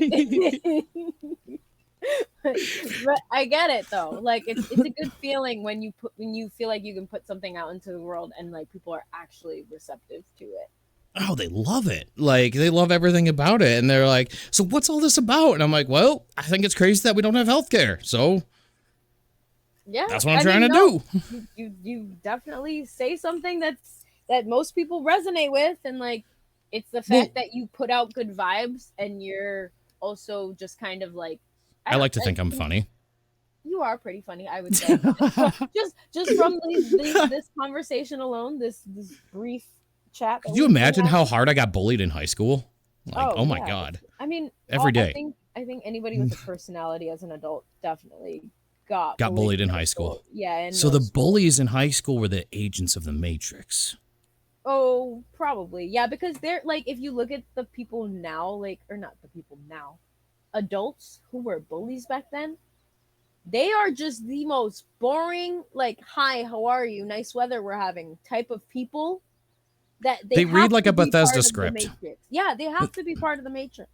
Like there's nothing there. They're just reading the lines that they were taught to read. They're not like, tell me something interesting, right? Nope, tell me some crazy thought you've had, and they can't. Like, can't. Or they go completely the other route and then just like completely self-destruct. Well, they go down the brain damage route. We went over that earlier. Yeah, exactly. They realize the error of their ways and how many lives they destroyed in high school, and then they just kind of spiral from there. Right. What is something from your childhood that you think you've lost forever? Faith in I don't know. Like, I was raised in a private Baptist Christian school and church every Sunday. And, you know, you got to believe in Jesus and you got to say your prayers and you got to give your money to the church. And, you know, you're not allowed to enjoy video games or TV. And, you know, you always got to be thinking about God and all of that on a child, man. Like, I thought that there was a sense of justice and righteousness in the world because I was told that a God exists and that he was all powerful and all knowing and all loving and he could see everything. And at the end of the day, it didn't matter because, you know, once you're dead, as long as you believed in the magic fairy tale, then you get to go to paradise. And I think breaking free from that illusion is a type of ignorance and bliss that I'll never get back. Weird, right? Yeah, very. What's like, weird is when I was 8, I had to memorize the entire Gettysburg Address and the Fourth Commandment and then recite it to a crowd of people. No, I was 9. I was between 8 and 9 because my birthday in the winter and they had to do it in the spring. But anyway, yeah, they put that on a child. And then so when I memorized the Gettysburg Address and I understand as an adult what it's about, suddenly I'm the problem because I say, hey, we treated a whole group of people really shitty for a long time, man. And then we had a big fight about it too. And then the people that lost that fight can't admit that they lost. Yeah. Shit. Right? Years later. Well, it all goes, you know, back down to exploitation and capitalism. You know, the people that don't want to work will exploit the labor of those who will work through either threat of violence or coercion through homelessness.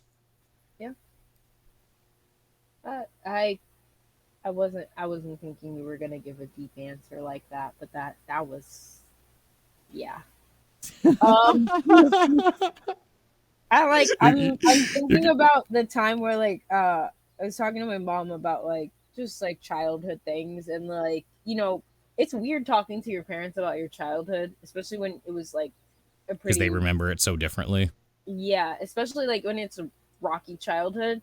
But yeah, it's literally because they remember it so differently. And it wasn't that bad. Oh, you're exaggerating. Yeah, like articulating all that as an adult is like it takes years. Like, yeah, and then I remember the last time we were talking about it, and we're like all on good terms now, but I specifically said like it's kind of like when you're a kid and you find out that Santa isn't real, like you become when you find out your parents were absolute dick pieces of shit bags and they just gaslighted you your whole life. Yeah, you kind of just like you don't know how to get back to that time where you were like so happy to like know Santa.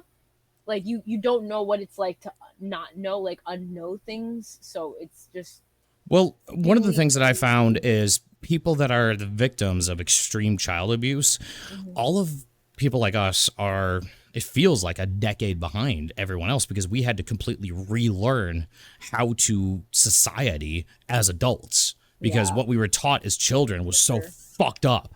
Yeah, for sure. And I mean, like, I've had conversations with that back and forth with my parents for a while now. Because like, especially like coming out of high school and then just like being tossed into the world, like. I moved out when I was 17 because the abuse was so bad from my dad. You can't sign a lease when you're 17. Yeah, I did when I was 19 because they kept me there. I'm sure if I'd like to think like if I was a dude, I probably would have left sooner. Yeah, but, I mean, like, yeah, it was a lot. It was a lot. But my childhood trauma aside, I think it's I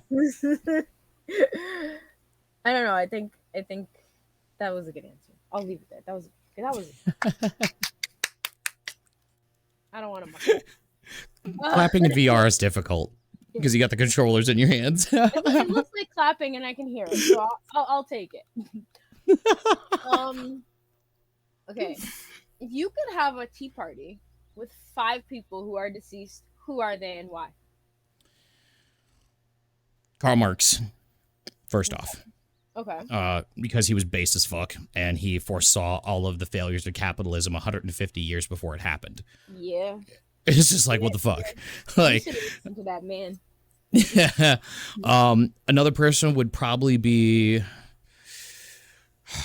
I don't know. I mean, obviously, like Albert Einstein, you know, with what we have now available with, you know, like there's a particle accelerator behind my house.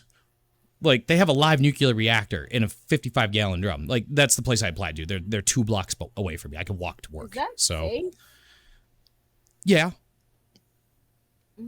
The reactor can only be live when it has the particle accelerator feeding energy into it. As soon as the accelerator turns off, the reactor dies. Because what they're doing is the way they're getting actinium is they're hitting radium, just regular old Marie Curie fucking radium. Okay, yeah, I wanted to ask you earlier, what was the active ingredient in is it called actinium? Actinium. Yep. Radium? And it's just fucking radium. So what happens is they'll put a huge sample of radium and they'll either have it in a liquid waterfall, so it'll be raining down, or they'll have, you know, a big block like the radiation, like the barrel I told you about. They'll just have it all in like pellets. They'll crush it into pellets and they'll stick it all in a barrel. And then when they get the particle accelerator running correctly, because it has a triple resonance chamber, and so what they do is they take a regular radio antenna that's really powerful, and they blast it into a tube, and that tube then circles it around, and it goes through a amplification chamber, and there's 3 of them. And what they do with these chambers is you chill it down to about 5 degrees Kelvin, 5 degrees above absolute zero, super cooled. And what that does is that allows the beam to kind of bounce through at a resonant frequency and get accelerated. And so when they get the machine in perfect sync and it's accelerating properly, that electron beam, it's just electrons. That's how radio waves work. It's just electrons. Those electrons are going so fast and they're so intense that when they hit the radium sample, it knocks off a proton.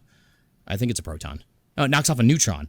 And then you get actinium and radium-226. And so then what you have to do is you have to separate the actinium from the radium-226, and then you have actinium, which you can use for cancer treatment. Interesting. And is the radium, you said 226? Yeah, 226. So it goes from radium-225 to 226. Is that stable? Well, yeah, it's fucking radium. It's like, it's not uranium, it's just regular ass, radium. No, but it's like an isotope of radium at that point, no? Yeah, you can dispose of it. There's ways to dispose of it. It has a half-life. It'll degrade over time. But the main thing that you want to get is the actinium. And the best part is you've got the cure for cancer out of one of the most abundant sources of radiation on the entire fucking planet. That's crazy. And all it takes is pointing an antenna into a vacuum tube cooled by liquid helium to make it happen. No, you know what's crazy to me is like when you explained it, it doesn't seem that hard, does it? Yeah, and I don't want to say it doesn't seem that hard, like I'm trying to Well, when you explain anything easily enough, it seems easily. But then when you see it in your real life, you're like, oh my fucking God, you made that? Yeah, I'm not trying to discount the scientist's work, but like it honestly sounded to me like the that experiment that they always teach you, like when you're in chemistry, the first time where you shoot where they shot the like gold particles, and then they found out that like if you, I don't really remember, but it was like, you're talking about the double slit experiment? Yes, that. Yeah, and if you like observe, then something different happens than if you're not observing. Is that what that one was?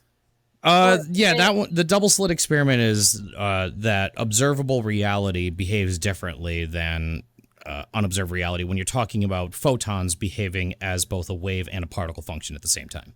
Yes. Okay. Yeah. That all. I smoke a lot of marijuana. Me too.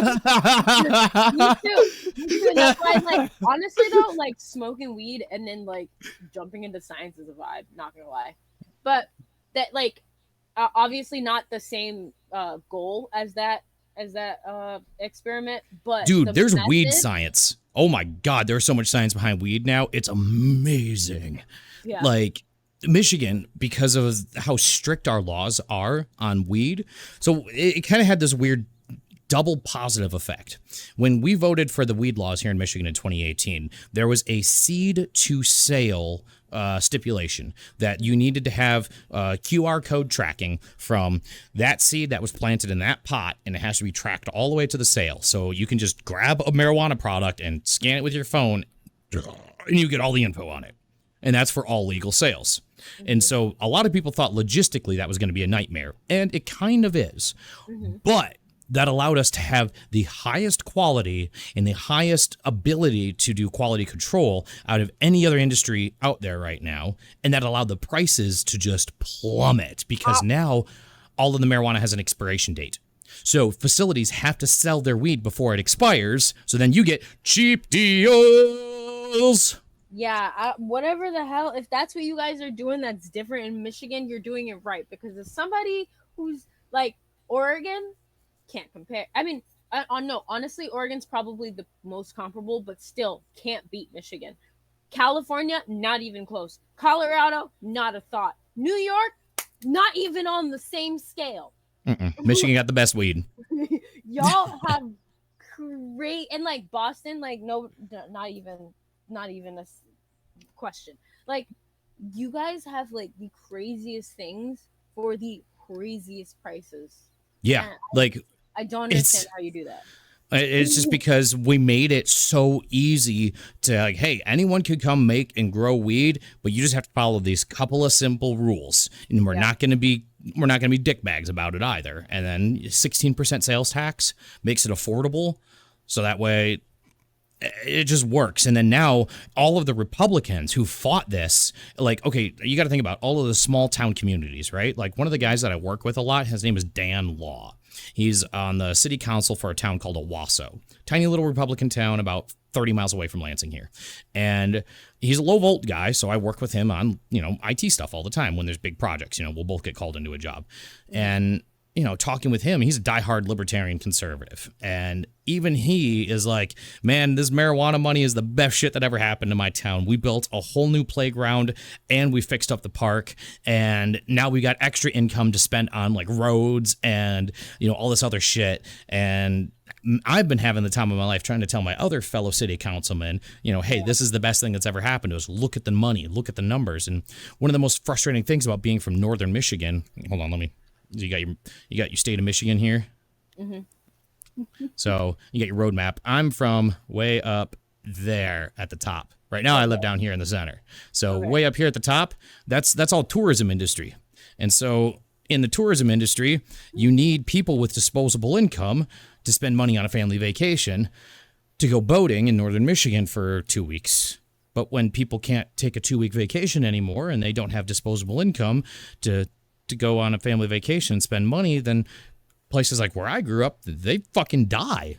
Yeah, they don't get funding for 1 to 2 years, and they don't even get funding at all. They don't get funding at all because, and they're the people that vote. Like the county I grew up in, Sheboygan County, voted 94% Trump.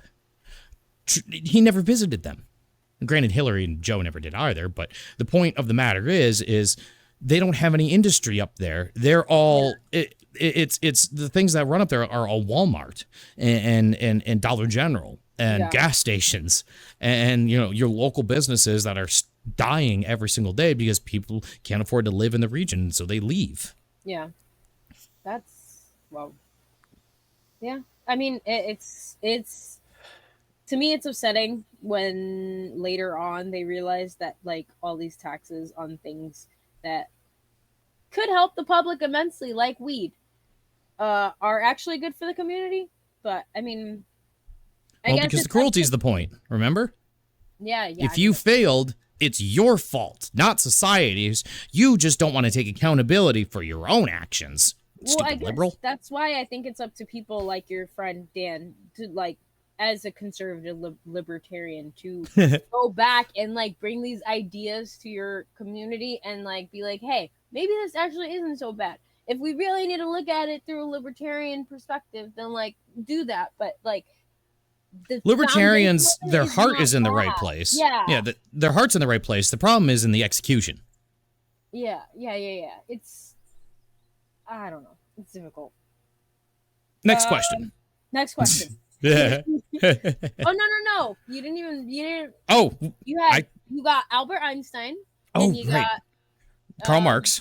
Karl Marx, yes. Okay. Let's see. Another cool person from history. FDR.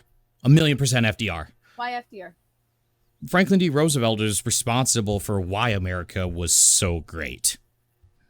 Okay, because of the Green Deal and all that.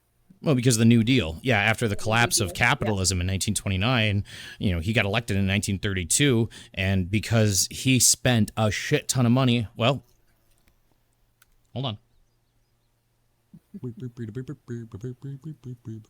I have this cool graph.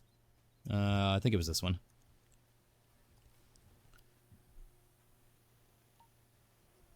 Yeah. This part right here. See this part? Yeah. That's where FDR won. So when FDR won, look at the tax rate.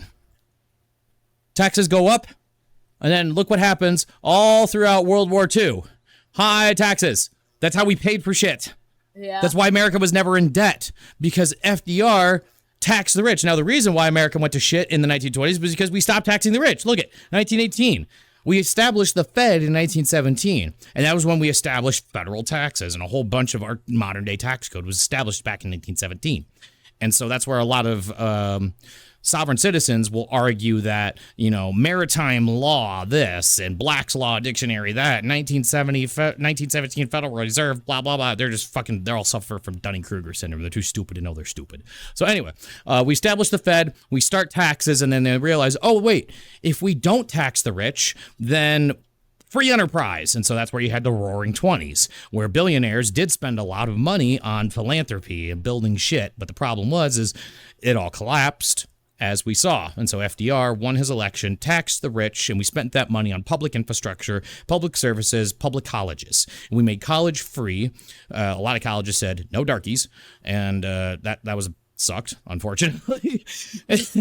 But we built dams. We built the Forestry Service. We built so much shit, and we put people to work with that money. And then that led us into the victories of World War II. And then after World War II, as we could see down here in the 50s and 60s, we start giving tax breaks. And then as we go into the 80s and Reaganism, we cut the taxes, and that's when the debt starts going, because off of here in the 1970s, we switched from the gold standard to the oil standard, because our military industrial complex from here consumed so much oil per day that it was more economical to tie our value of our dollar to the amount of oil we consumed per day than what it would be to spend our gold value on the oil itself. So they traded the gold for the oil just because we consume more oil than any other nation on earth, just for the military-industrial complex that we bought for and we built with taxing the rich, because the billionaire class used to not financially exist because they fucking couldn't. So it sounds like the billionaire class made themselves exist, basically. They did. And then so FDR hated the billionaire class, and he liked, regular-ass Americans, and he died of polio. So, what are you going to do?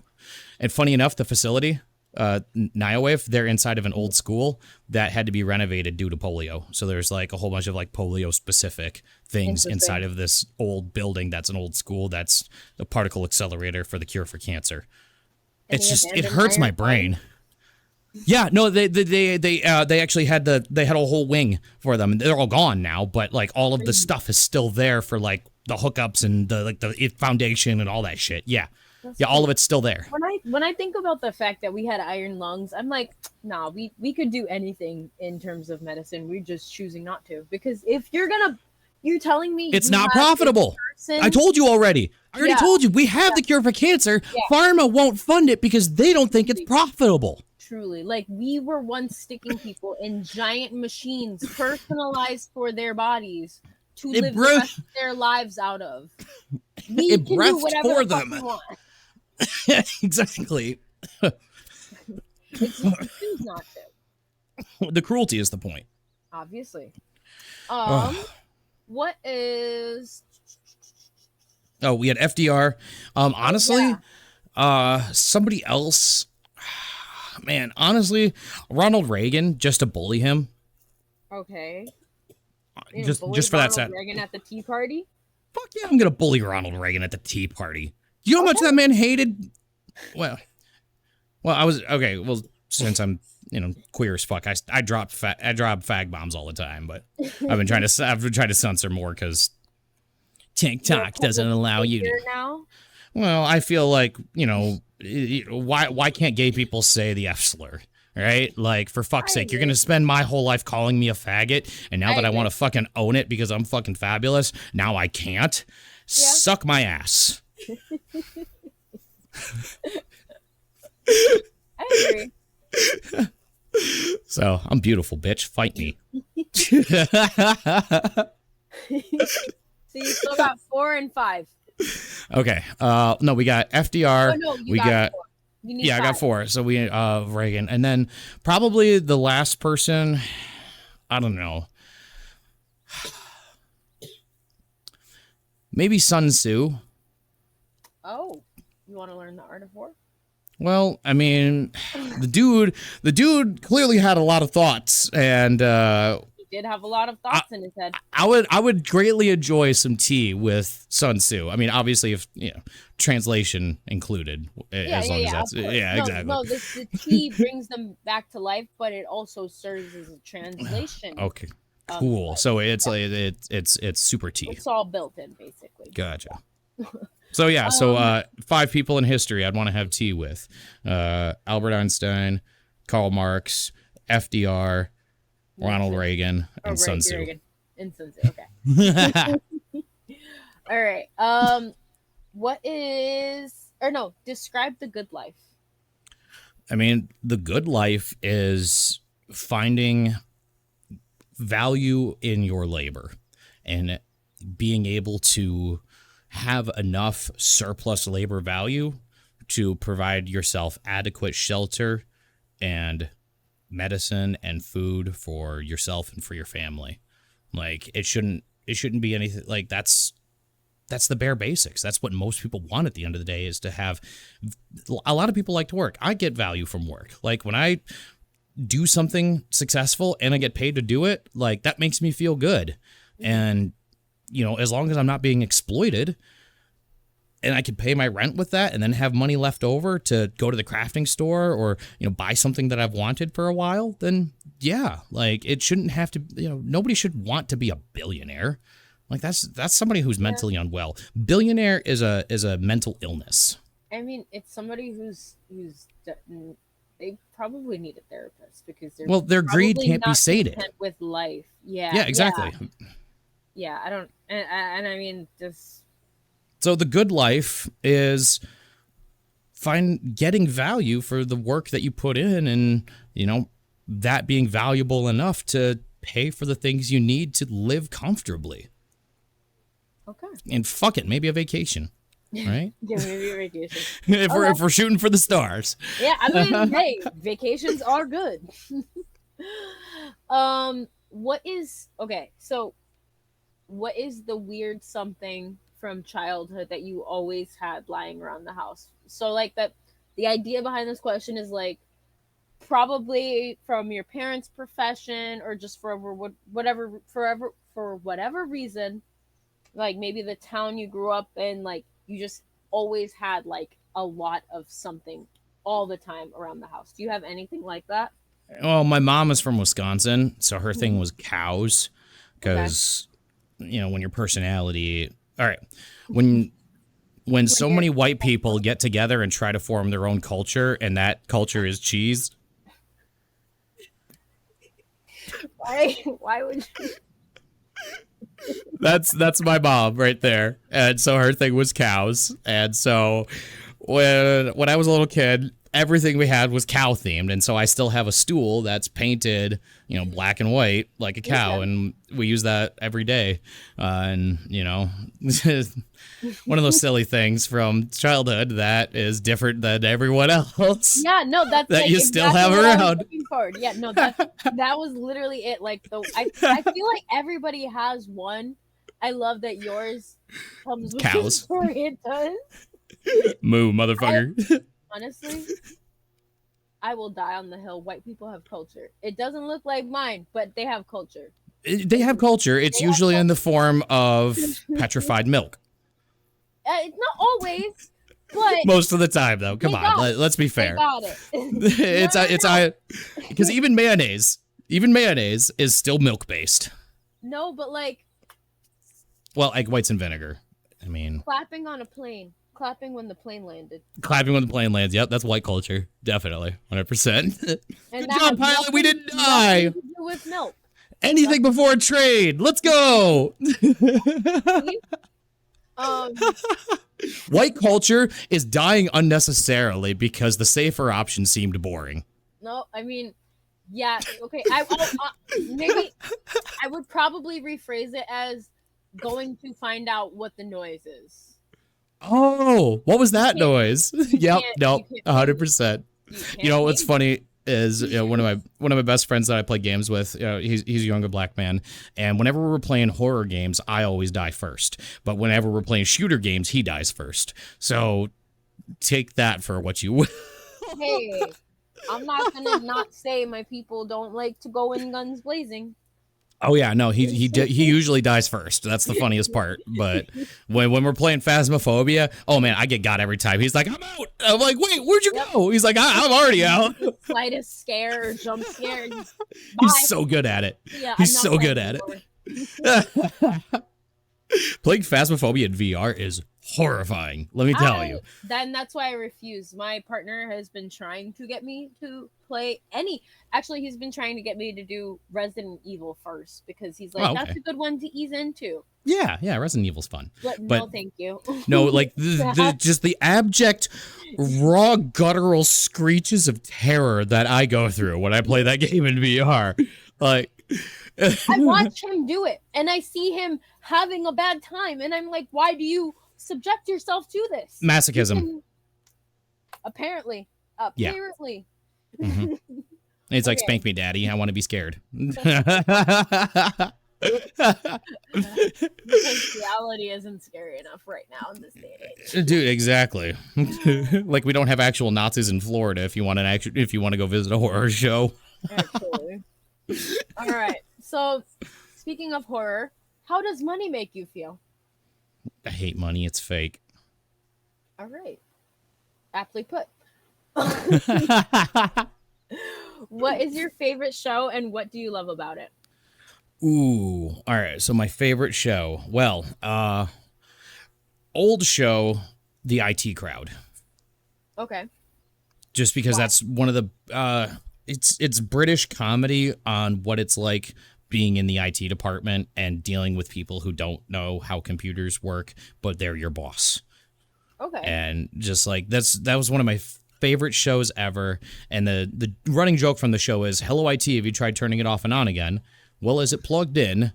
Okay, I'll be right there." So that's kind of my life, though, being an independent IT contractor. So, and then for that's for the old shows. For the new show that I just finished, The Last of Us. Oh my fucking God. Okay. Just blown away. Absolutely blown the fuck away. Like Pedro Pascal, I didn't think I could lust after a man any harder, and then I watched that, and I'm like, oh my God, you make my knees weak. I just want you to hug me. That's all I want.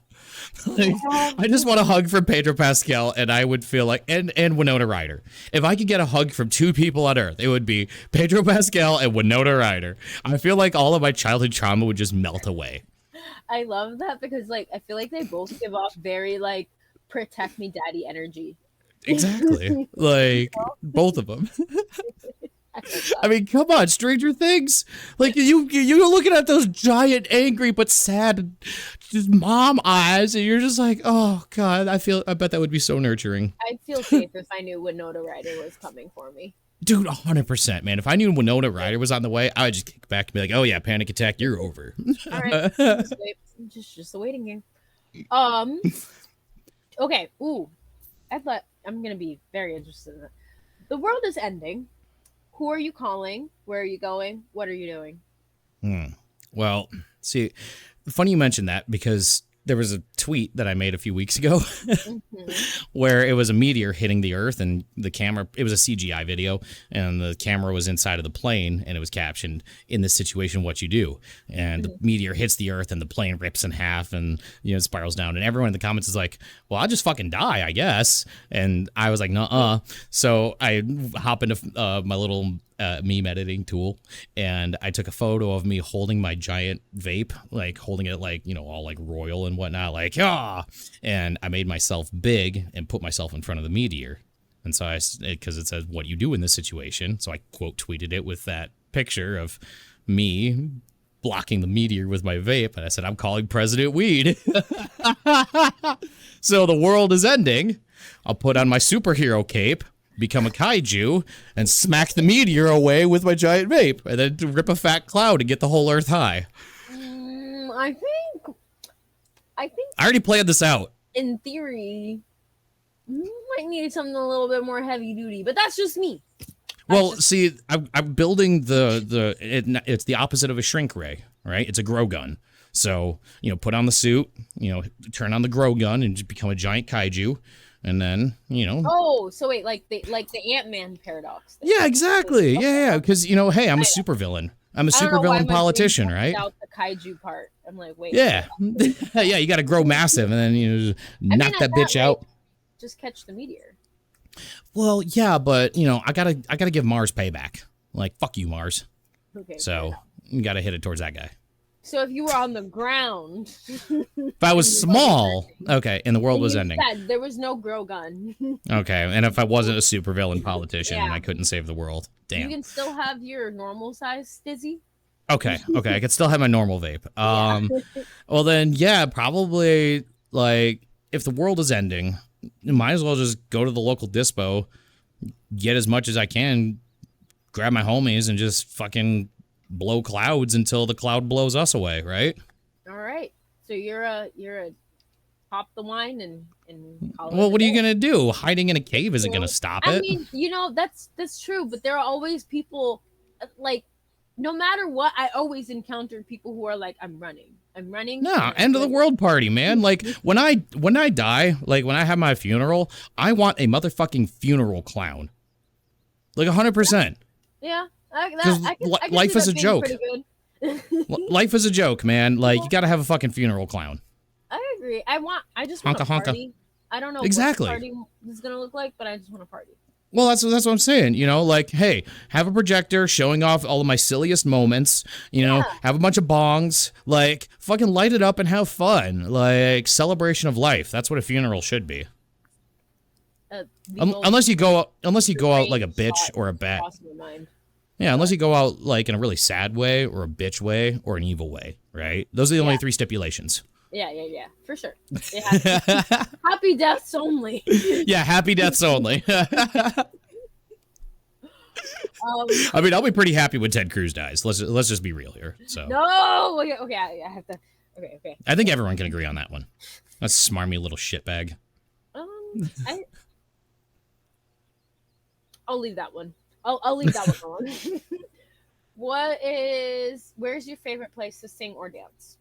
Favorite place to sing or dance? Well, sing definitely in the shower. I do a lot of that. You just get good resonance. I think like the water, it does something with the sound, and it's kind of like a sound deadening amplifying thing, and then you got like the resonance of the bathroom. I don't know what it is, but there's just something special about singing in the bathroom. Dancing now. That answer comes in 2 variants, because one of the ways I dance is through Beat Saber. So I love Beat Saber. That's how I lost like 60 pounds of fat, was just Beat Saber alone. I believe it. And I've also got my avatar rigged up in Beat Saber, so when I live stream that on TikTok, I look exactly like this, except with a red tie. So one of the skits I've wanted to do for a while for TikTok would be like at a wedding venue, and then all the ladies would be there, like, oh my God, he's so good at dancing. Where did he learn how to do that? And then the camera would pan over to him, and he's just like flailing his arms like in Beat Saber. Like, he learned it from Beat Saber.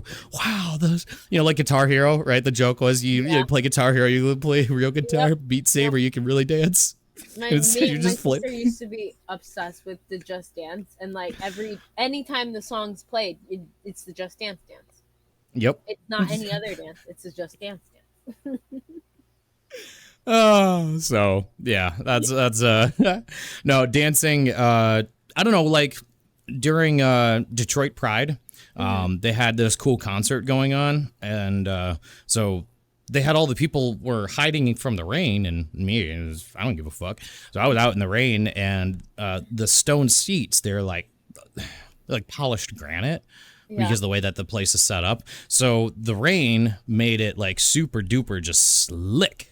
And so I was like sliding all over the place and You moonwalking. bust your ass? No, of course not. Like okay. So one of the things that I do for like ADHD stimming is I've got a balance board and juggling Oh. balls. So I'll use the balance board and juggling balls at the same time to like get all of that extra energy ADHD stimming out. And then So you're good on your feet then. I believe it.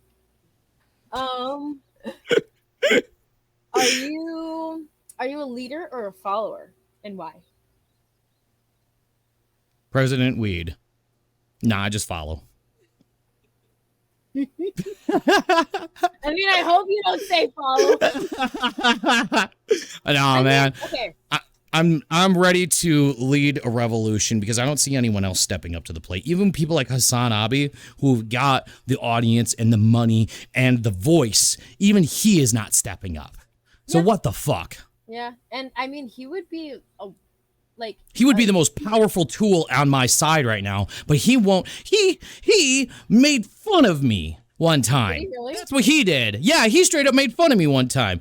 I linked him a video on his stream one time to one of my TikToks that was showcasing FDR, and he watched 5 seconds of it and said, TikTokers are so annoying, and closed out the video. He's like, sorry if that's, nothing against you. And I was like, damn, like, I can't hate you for that, but I mean, because you're not wrong. TikTokers are annoying. He didn't even give it a chance. He didn't even give it a chance. So, it's like, granted, that was over a year ago. I'm in, like, a year ago, I was not nearly as eloquent as what I am now. And obviously the views in my TikTok show because in like 4 TikTok videos where I actually put in a good amount of effort, those combined views is over 2 million views. So. Okay. Sorry, I'm like doing math. No, you're good, man. Like that's kind of the thing. It's like, like Hassan, I'd love to show you a video now, but I'll just let you find me on your own, bitch. I mean, I tried reaching out to you first. I think there's also a part of that especially with Hassan, that's like, it's just for the views, Well, part of it is, he actually does have to protect his income. Yeah, exactly. Like he used to actually like be a political commentator and like be. Well, now he's interviewing Vivek Ramaswamy, and I'm like, yo, why aren't you interviewing an actual leftist? Like, because but it's all right. No, it's it's all right. Here's the cool thing though. Instagram likes me for who I am, as you already said. Instagram does plug you. Do be plugging you. So it's one of those things where it's like, you know what? I'm gonna let Hassan find me on his own, and then when he reaches out to me for an interview. And I mean, with what it's you're hard trying to do, I think it's gonna be hard to ignore you at a certain point. It's hard to rub my hands together with the controllers. Evil hand rubbing intensifies.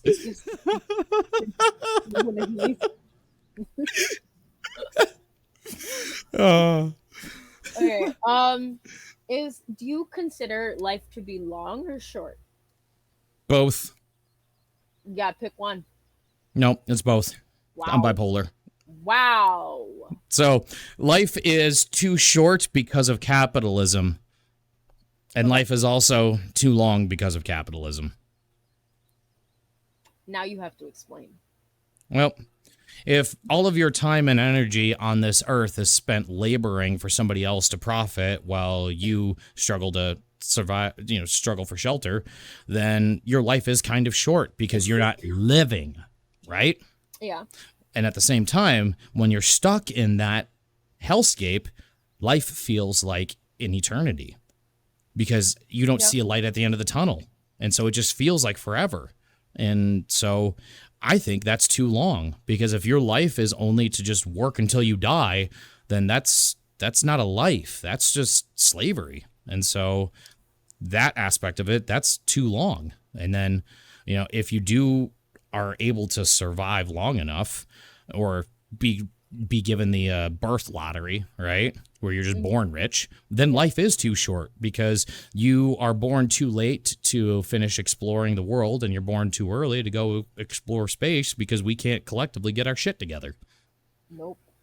So at that point, life is too short. So it's kind of both, really. Okay, that's fair. That's a fair answer.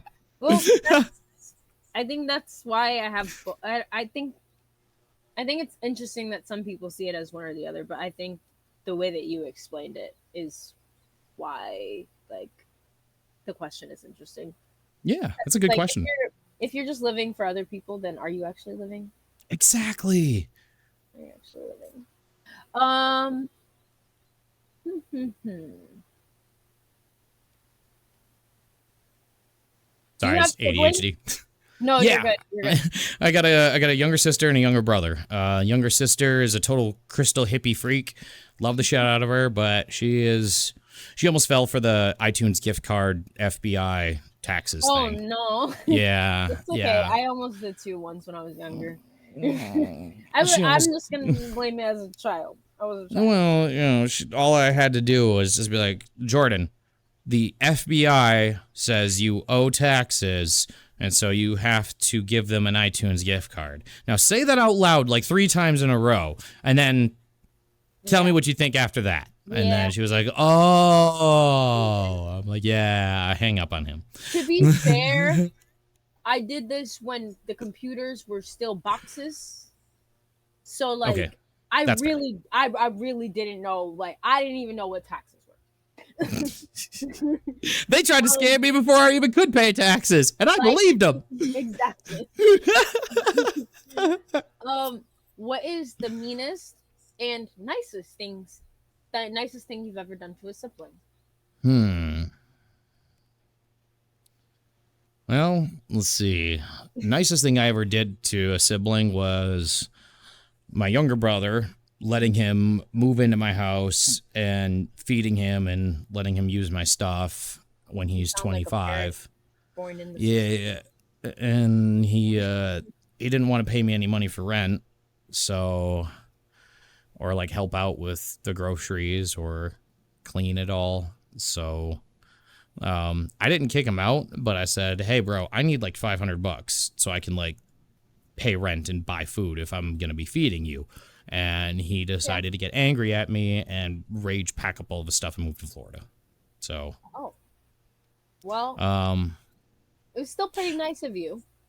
So the meanest thing I ever did though was my sister. Okay. This part of goes back to she was the favorite child and I was the black sheep. So this kind of goes into behavior as an adult. My dad gave her a Subaru a couple of years ago, and it's old, needs a lot of work. I'm a mechanic, so I fix. She gave the Subaru to my roommate, Miles, for free because she's like, I don't want to deal with a car. I don't want to pay for it. I don't want to maintenance it. I live in the city. I can get around just fine. I got friends.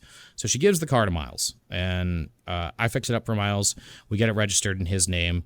We let her borrow it a few times because, obviously she needs wheels every now and again. She's my sister. I'd be like, yeah, of course. You gave us the car. You can use it. So she wanted to use the car on July 4th. And she texted Miles the night before because I'm like, hey, it's his car. You got to message him. He didn't respond because he was at the bar, having fun with his friends. So he didn't read his phone and he didn't respond because it was 2 a.m. Yeah.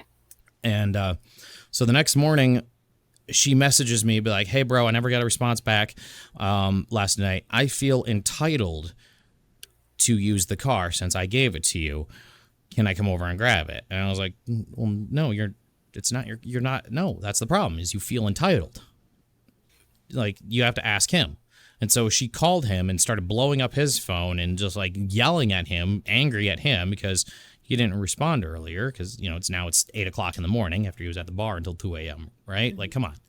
So she's blowing up his phone and he comes downstairs. He's like, what the fuck is wrong with your sister? And I'm like, bro, I don't know. She's feeling entitled. He's like, well, she doesn't get to use the fucking car then if she feels entitled. See, I'm going back to bed. And she just went ballistic and just like, hey, sis, like, I'm sorry, but like, you hit me with the I feel entitled. At that point, I'm just like, no, I'm sorry. It's not your car. I've done maintenance on it. Miles has paid for insurance on it. Like, it's not, you don't just get to come over and grab it just because you feel entitled. That's not the way it works anymore. And, I pay your cell phone bill for you, like, let's be real here. All right. older brother paying the cell phone bill for his younger siblings. But anyway, we worked it out. She still hasn't apologized to Miles, but Oh. you know, she's a bit entitled like that, like I said. I But mean, siblings. it's fine. Next question. Next question. I love my sister. That's all that matters, that you love your sister. um what's the craziest shit that has ever happened to you? I got hit in the head with a chainsaw. Okay. Care to I got a nice- elaborate or just I got a nice big scar right here across my forehead. It goes right into my hairline. So I moved out when I was 7. Huh? it wasn't on? Yeah, I was running. Like if it was close to me losing my whole fucking face. So it was my dad. Okay. Thanks for that. It was after I had to move back when I was 18 because when I moved out when I was 17, couldn't sign a lease. So the person I was staying with, they basically just robbed me and then kicked me out. So after like 8 months, they had me sleeping on a couch while their friend who didn't pay rent got to sleep in the second bedroom. And then me, who paid all of the rent for all three of us, I got kicked out because I had an attitude problem with that. Yeah. And for that, you deserved the chainsaw to the face? No, so I moved back in with my dad at M18. He's like, "Whoa, you're going to help me out and you're going to work." So he loves chainsaws and wood and cutting wood because, you know, that graph earlier with the lead poisoning. Yeah. Cutting loud chainsaw noise make a man happy, you know, caveman brain. So he's like, "You're going to help me cut wood." And so he's sitting there. They're called cord trimmings. And so when you have a big log at the sawmill, they cut off the bark sections, and so they put all those bark sections on a big fucking pile, and they put them on a truck, and then they delivered that pile to my dad. So all my dad has to do is just go with the saw and just go bzzz, and then you got firewood, because he's obsessed with that. So he was having me help him pick up the firewood, and he just kept going with the saw and going with the saw, and he's like, "Oh, I'm tripping over these. You got to pick them up. Get closer. I'm not going to hit you." And I'm like, "Yeah, right." So he's like, "Get closer. I'm not going to hit you." So I step up behind him, and I go to pick, you know, just like this, and I go to pick up a piece, and as I'm picking up my head, he turned around with the saw still running. Oh no, why do So he turned around with the saw still running like this, and I'm behind him, bent over, so he just rakes this across my forehead. And so I'm sitting there, and I get clunked. I'm like, did I just get hit in the head with a chainsaw? And then just a fountain of blood erupts from my head. I'm like, oh, that's probably bad. And so my glove, which is full of chainsaw oil and wood chips, it's a leather glove, right? And snow. And so my dad just grabs that and just goes right onto my head. And then I'm like, "You motherfucker." And we're away from the house, and I'm just fucking angry. If my head wasn't split open, I would have been beating the shit out of him. But, I don't know if I've got like pieces of my skull missing or not. So I just start marching back to the house, and he's trying to get the four-wheeler turned around, and I'm like, "Fuck you." And so we get back, and I get to the kitchen and start, take my hand off, and it's bleeding. And so I start spraying the sprayer on it, and my sister runs up. She's like, "Oh my God, it's so disgusting. Oh my God." And my mom is blackout drunk, as always. So my sister's best friend, CJ, who's 18, has to get my drunk-ass mom in the passenger seat and then me in the back seat, wrap my head around with towels, and then we go to the fucking emergency room 30 miles away, and they put 27 stitches in my head. Jesus. So, Yeah. Yeah. That's some crazy shit, I'd say. Thanks, Dad. Just a little bit. Wow. Well, Smoke a fatty. he'll always you with the gift that you'll carry with you through the rest of your life. Well, the cool thing is it lines up with my hairline really nicely. So when I add like argan oil to my hair and slick it off to the side, it actually does make me look like a fucking supervillain. Oh, that's actually kind of sick. Yeah, dude, I love it. I have an embarrassing eyebrow scar, but like when I do my makeup up and everything, I'm like, it makes me look like a villain baddie, and I'm not. Yeah, exactly. No, for real though. Like with the world being so bad, are the bad guys really the bad guys? Or are they just people who were doing their best and got clocked in the face at the wrong time? Dude, man, like, yeah, Okay. chainsaws are scary. So that's why I thought, hey, why not a rocket propelled chainsaw? Because that's pretty fucking horrifying. That's, You know, that's one This- way to this use trauma. this greets you when you open your door. What do? You close it. You close the door. You, Yeah, the you chainsaw's going through that door, so you better fucking run. leave. You nope on out. Yeah, exactly. You nope on out of there. Okay, what is your favorite food? What is in it? How do you make it? And why do you Pizza. like it? Okay. Pizza's my favorite food. So because I got food allergies, I have to make my own pizza from scratch. So my favorite type of pizza is deep dish cast iron barbecue brisket pizza. And I'll make it myself. Care to share the recipe? Yes. So the first thing you need is a brisket Okay. and a smoker. So what you do is you cut all the fat trimmings off of the brisket when you prep it, and you take all that fat and you cut it up really tiny, and you throw it in the pressure cooker. And when you pressure cook it, it renders all of the liquid fat, and so then you get nice, delicious brisket fat butter Okay. oil. So then I use that for the oil in my crust. So when I make the crust out of almond flour, tapioca flour, and arrowroot flour, and the brisket oil, then you have a nice flavorful crust. Now the brisket itself, cook that bitch. When it's done, throw it in the refrigerator. And then when you cut off your slices and you make nice evenly sized cubes, because when you refrigerate the brisket, it's firms it Gets up. hard And then again. Yeah. and then you get nice even sized cubes. So then you make a barbecue sauce from scratch using tomato paste and vinegar and some spices and other ingredients, and then use that as the pizza sauce. And so you form the crust, drop it in the cast iron, properly seasoned cast iron. It's going to lift right out anyway, which I use my cast iron every day. Very well seasoned. And I use 3 cast irons. That's why I got big arms, because I cook with cast iron. So throw the barbecue sauce down, throw the meat on, then you throw a layer of cheese, and then I always grill up in the cast iron. I always cook up mushrooms, onions, peppers, hot peppers, all sorts, any vegetables I really like. Throw that all in there, cook them up real good. Then do a layer of those, and then a layer of cheese on top of that, and then I'll do a whole layer of bacon bits, and then cheese on top of that. And then we'll throw that in the oven, and then you get a proper pizza pie out of that. So then once it cools off, slice that bitch, and then you get one.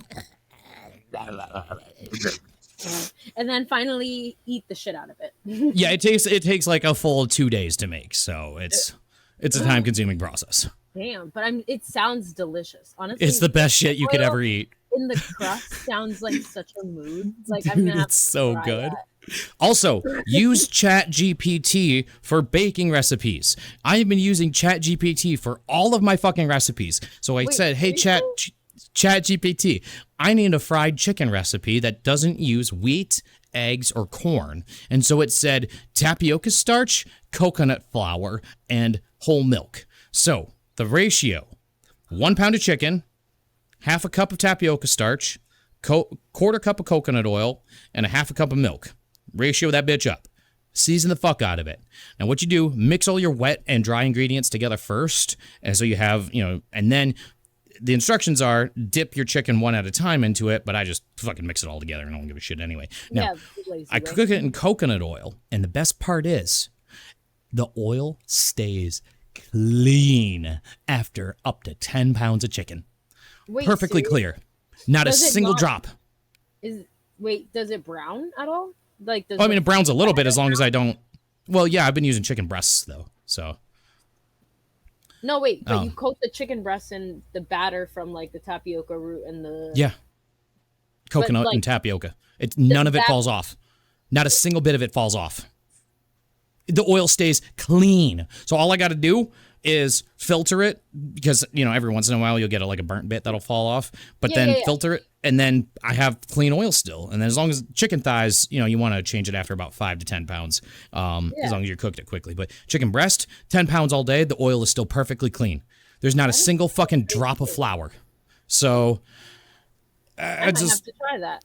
ask ChatGPT to help you with baking and cooking recipes. Just tell it what ingredients you can't have and follow the instructions exactly, and you will change your life. Just tell it what ingredients you have, and it'll come up with a recipe for you if you can't figure out what the fuck you want to eat for dinner. Like, it's amazing how much we can use technology. Like, okay, I was mad that my roommate, he works at a place called Capital Prime. It's supposed to be, high class dining, but it all comes out of a Cisco truck and they get paid $17 an hour to cook it. So $200 for a steak, staff makes $17 an hour. Suck my ass. So I said, hey, ChatGPT, can you help me write a list of demands for a restaurant union? And it did. So I got a restaurant union. Not ChatGPT fixing the labor force before we. Well, so here's the cool thing, right? I had this one of my videos that went viral, and it's a funny thought that I've had that when an AI and a robot replace every single job on Earth, then we will truly have the communist dream where nobody will ever have to work again and everything will be free. Yeah. Thanks, capitalism. But then like, because you don't have to pay a robot. You don't have to pay an AI. Yeah, but like, I don't understand what this, like, I don't understand why. Maybe I'm just dumb, but it seems like the communist dream is that of abundance, and you can't just have unregulated abundance in any system ever. Well, we already do that. It's called the billionaire class. Well, yes, but like, ultimately, given so the way communism years and years of this billionaire class, we are all going to crash, and that's what's happening now. Well, we went over the graph earlier. The billionaire class used to not financially exist because of socialism. Remember? Yeah. But that's what I'm saying. Like, unchecked, if they just keep going. The core principles of communism are a classless, moneyless, stateless society. Mm-hmm. So there is no richer or poorer. Everyone works according to their ability, and everyone is provided to according to their need, because there is that much surplus. There is that much abundance. It's all a matter of logistics and greed. Yeah. We do have enough resources on this earth to provide everyone adequate shelter, food, and medicine. The only reason we don't is because the cruelty is the point. Yeah. That's it. World's fucked. World's fucked. So we might need some superhero villain people to unfuck it, maybe. Well, good thing you already got that forehead scar. I just need a cape now. Yep. And what was your childhood trauma? I got hit in the head with a chainsaw. Now I dress in a weed cape. No. Story. All you had to do was give me health care, but now this is my therapeutic outlet. Fight me, Ted Cruz! I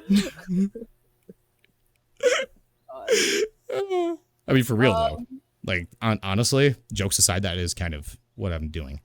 Like, I mean, yeah, no, in the literal sense, too, that is That's literally what I'm doing, yeah. Yeah, but it's like, it's depressingly hilarious. No, it's not just depressing. It's also surreal. It's maddening. And so why not dress like the Mad Hatter that's been ripping out a bung for 3 weeks straight? Like, come on. At this point, we had an orange Oompa Loompa in office. Like, what else what's worse? Like, why can't we make politics fun again? Let's vote for the weed guy. He could ride a skateboard and he's got a giant vape.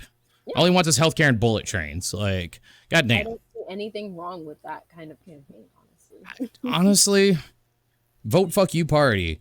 Healthcare, weed, and trains. Ted Cruz can eat my ass.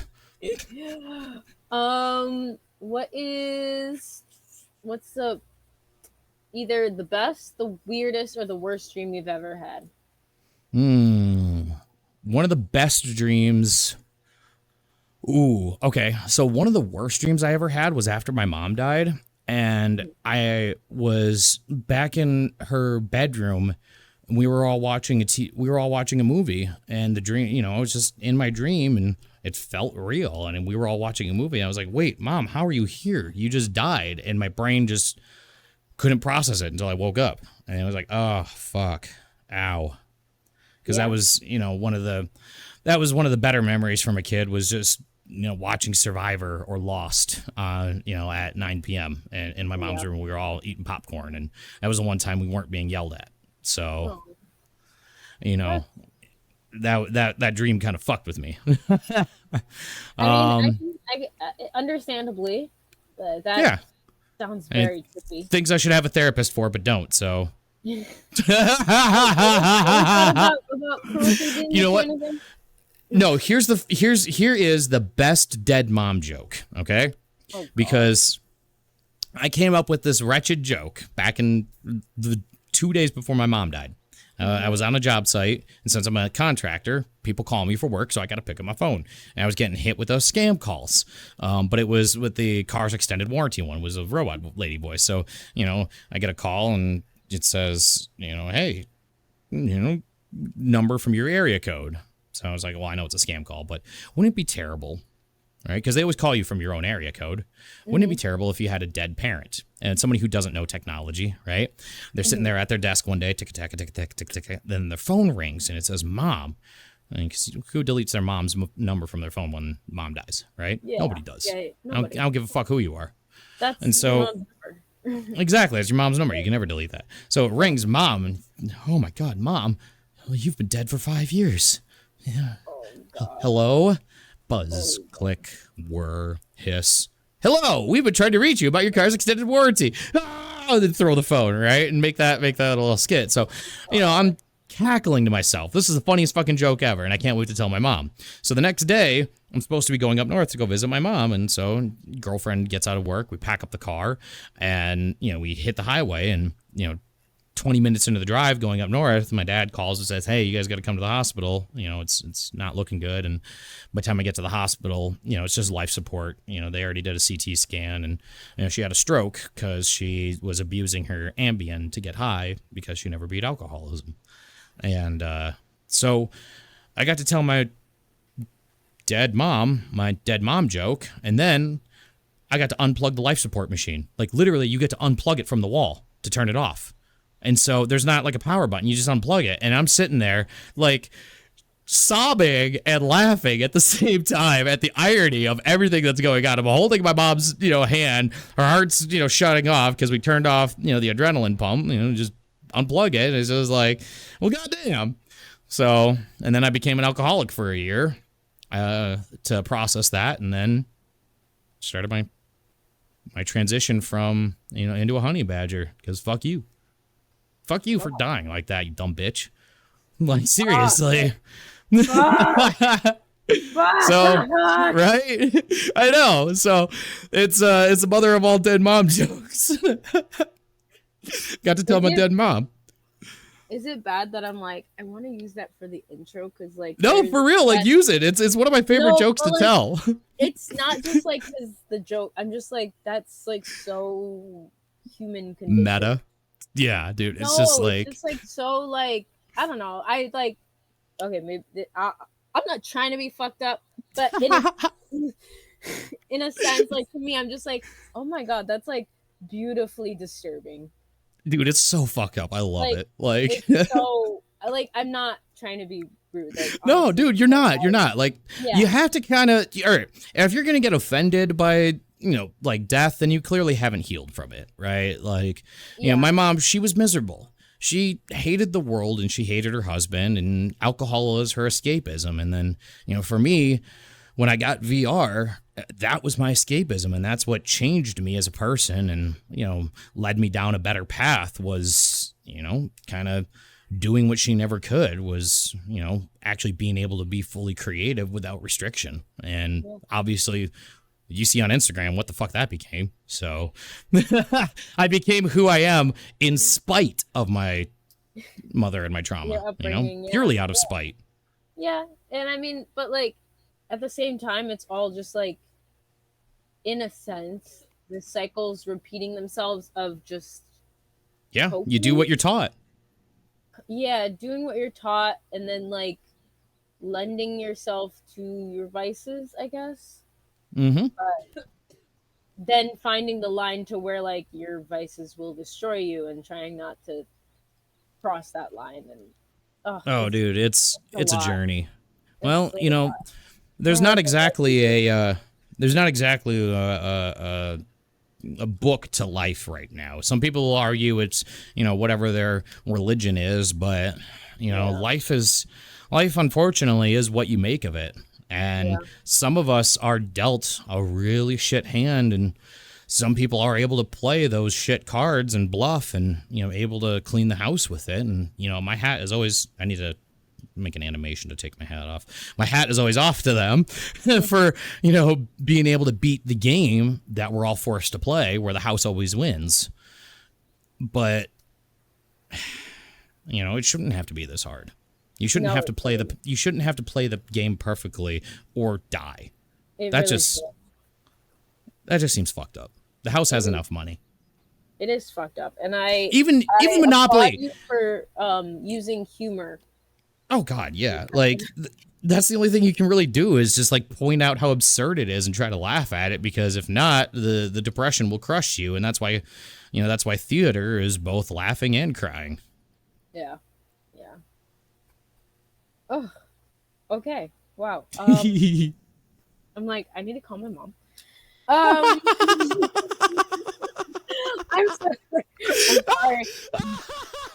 I'm sorry. That was perfect. Oh my God. That was great. Thank you. That was great. Life is my God. Absurd, life is beautifully fucked up. Yeah, it's beautifully fucked up. And my heart, like I said, my heart goes out to you. But my heart goes out to everyone. That's why I'm doing this, because nobody else is. Thank you. And I got nothing better to do. I mean, that's a good use of your time. I mean, that's capitalize on smoking weed. Yeah, that's a good use of my time. Why the hell not? So I'm gonna try and draw this to a close because I've taken up so much of your time. But I thank you it's for fine. all of it. Honestly, it's been wonderful. So this is great, yeah. Dude. This is great practice for me for giving interviews too, because like, great. Yes. Okay. So, what is your? Oh, actually, hold on, because I kind of jumped around in the questions here. So no, you're fine, man. If you got to go back to a question, let me know. Yeah. Do you have any advice or nuggets of wisdom you'd like to share, given that like you're on a everything? Platform? Yeah. Anything. Be you. That's it. You have to be you. Don't try to be anyone else. You be you, and figuring out who you are and what you is not something that you can just figure out overnight. It's something that you kind of have to go through life to experience. You have to experience life before you can figure out yourself. And a lot of people who can't even leave their house, they never get to experience life, and they never get to find out who they truly are capable of being. So, the best thing I could tell anyone is be you. All right. I like that. Be unapologetically you. That's what it is. Be unapologetically you. Yes. Like don't hold back for anybody or to make anybody comfortable. And never conform to somebody else's matrix. Yeah, I think that's a weird one, because like we learn how to be in society, and then you have to unlearn that shit once you turn like 22, and it's fucking hard.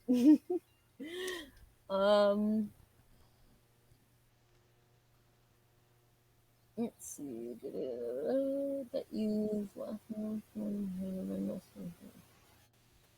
What is your favorite memory? My favorite memory. God.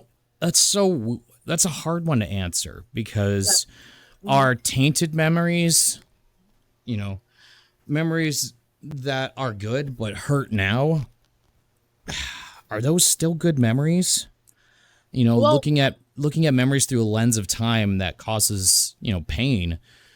That's like, I have memories of good times, but they hurt looking back at them because of trauma. So yeah, I think that's why it's like, I don't think your favorite memory necessarily has to be a good memory. Just exactly. like I don't think that to have a life lived well, every day is not a good day. Oh yeah, not every day. Like that's one of the most absurd expectations is expecting every day to be a good day. It's like that TikTok from that Indian man. It's like some days are just not good days. Fuck it. Go home. Try again tomorrow. Like it is what it is. You have to have yourself a fuck off day. Yeah. Like for real, everyone needs that. So I don't know. Probably one of the best memories I had was going to New York with my family. My grandmother paid for a whole family vacation, and it was like one of the few times where we were all together. And I don't know, this was like the summer before the 2008 financial collapse too, because that happened in the fall. So it was like, before the next paradigm shift in our reality. Because after that, I had to go join the military because college wasn't going to work out because, you spend 4 years going into debt during a recession for a degree where you're not going to have a job. So I joined the military and then did that for 3 years. And then the military was like, hey, man, there's something wrong with you health-wise. Go to a doctor. And the doctor's like, hey, you're allergic to corn and wheat. So the military gave me a medical discharge, and it's been 12 years. I still haven't gotten help from the VA. And yeah, so seriously? Yeah, it's been 12 years and I've been started getting help, but even then that's just I've been homeless 3 times, having to deal with my dietary issues. My food costs are about 4 times more than anyone else. Because tapioca starch is fucking expensive, and that's my primary replacement for wheat. Yeah. So it's and then, of course, no help from my dad, who's a multimillionaire.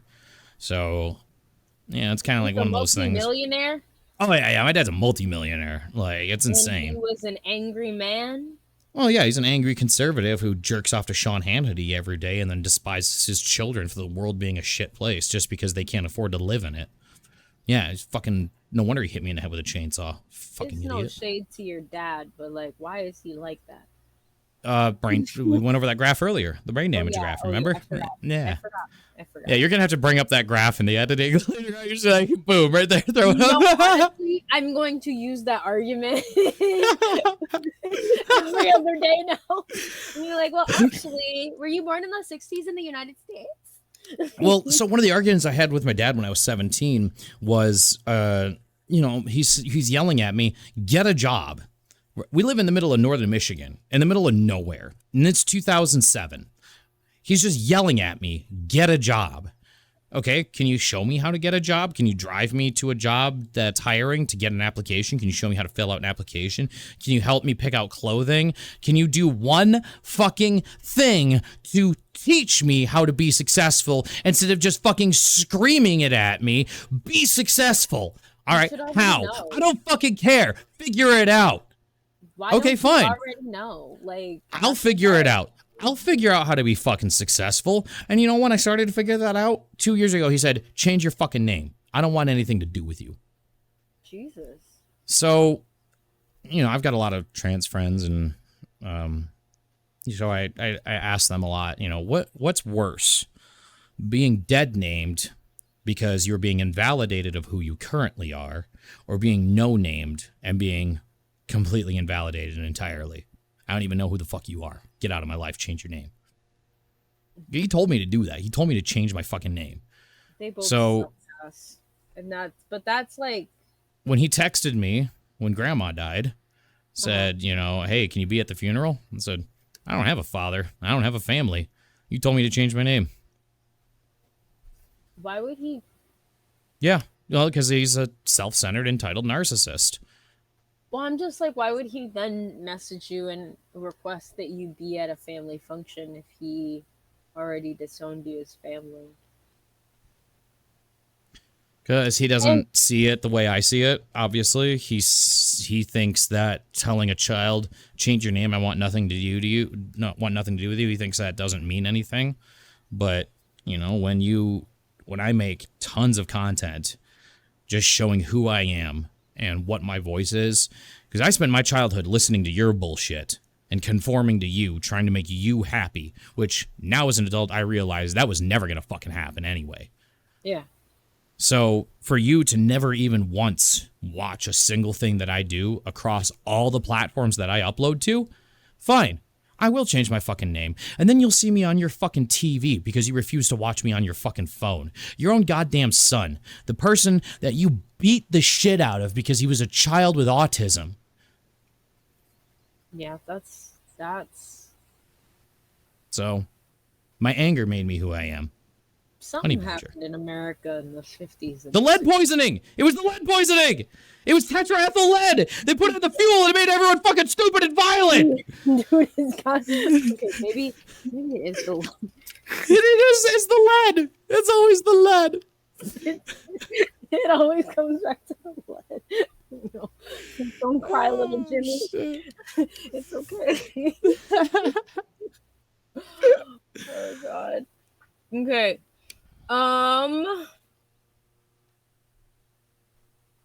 Well, you've kind of already touched on it, but I'll ask formally. If you could change 3 things in the world, what would they be and why? Shelter, food, medicine. Why? Because fuck you, that's why. Okay. I just needed that one like straight. No, that was a good one. That was a perfect setup. Yeah, I just, it was too perfect to not do it. Oh God, this has been the most fun I've had in so long. Thank you so much. Oh my God, no, thank you. This is a good time. And then let's see. I'm like getting to the end here. I promise there is a light at the end. Oh no, keep going. I'm having a great time. Okay. Do you have one where? Okay, so it's a fill in the blank question. Yeah. Blank culture is all about blank. Do you have anything that you think you could fit in there? If not, we could skip it. There's 3 ways I could answer this. Number 1, white culture is all about cheese. Number 2, weed culture is all about. Well, this is a fat blunt. What weed culture is about? That one. And then political culture is all about narcissism. Okay. I like those 3. I'll take them. Yeah. I'll take them. We'll take them. I got distracted on the weed one because I was high. Well, no. Literally, weed culture is about. That's a big ass blunt. That was a big fucking blunt. That literally is what weed culture. Okay, we'll get real deep here. Do you have hope for the future? Yes. Okay, good. I believe in the power of memes, dreams, and Generation Z with those devious lickings. Did you mean to make that rhyme? Yeah, I freestyle. Okay. See, my freestyle rap star name was going to be Lil Drunk on the Floor, but then I quit drinking, so... Not Lil Drunk on the Floor. Well, yeah, that's such a great rap star name. Like, are you fucking kidding me? Like, come on. I can already hear the YouTube commentary video that's 40 minutes long written about your artist and their name. Oh. Damn, there was one that I'm like, it's gonna be the next one, and now I can't. Hold on. Medicines and food.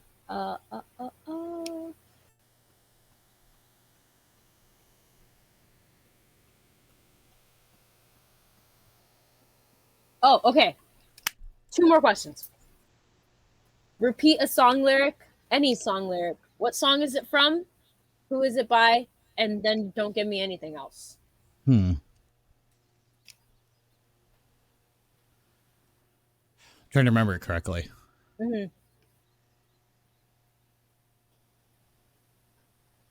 Because we sow the seeds to see us through. Our days are precious and so few.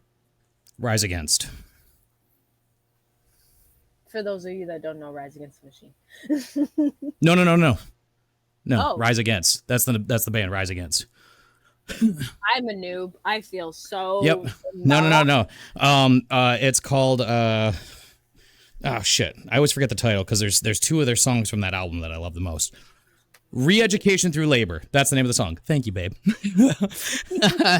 I'm partners right over there. Thank you. Yeah, the song is Re-Education Through Labor and by Rise Against. And yeah, we sow the seeds to see us through. Okay. And then last question. Are there any resources, anything at all, websites, places, things, anything that you'd like to leave listeners with? I mean, that's kind of the problem is like even me trying to get help with, paying for stuff. It's hard. So, there really aren't that many resources available other than billionaires with their own individual charity, which fuck that. So I don't know. Sometimes I think the most valuable resource that anyone has at the end of the day is themselves and their own ability to learn something new and do it better than the other motherfucker who said that you can't. All right. That's the best resource, honestly. At the end of the day, you learning something and doing it on your own. Okay. That's how I did all this. And I mean, that is a lot to have done. I think. All right. Well, thank you so much, President Weed. My absolute pleasure. Letting me interview you. It was a good time. This was set, but absolutely wonderful, dude. 3 hours for a good interview. That's a podcast level fucking perfection right there. I'm not gonna lie, editing this is going to it's gonna take forever. Nightmare. Dude, imagine me editing my own fucking content. The goddamn. But it was good. I feel like I got so many nuggets and like just clips of like perfection. Hey, I just need to add the cape into VR now. That's the only thing I'm missing. I need the cape because I already got this. You already got the tail. I keep grabbing my tail on accident.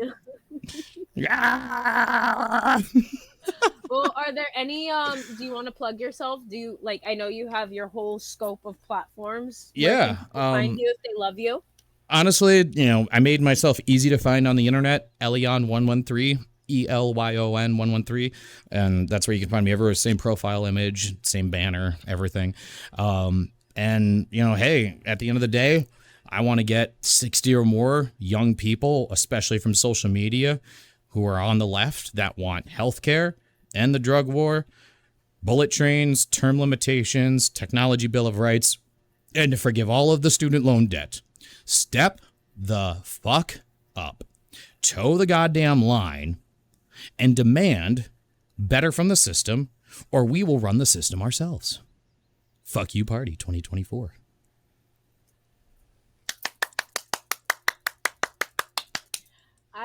I'm gonna use that last part. No, I swear to God, that last bit where you just like campaigned the ever-loving shit out of that. It's really not that hard of a message at the end of the day. Yeah. That's one of the things I found with leftism, and this is actually a really shitty meme that I found too. It's like, what unifies the left? And it was like a crying soy jack with like a whole paragraph in text too small you couldn't read. And then it said, what unifies the right? And it was a Chad, and it was just racism. So...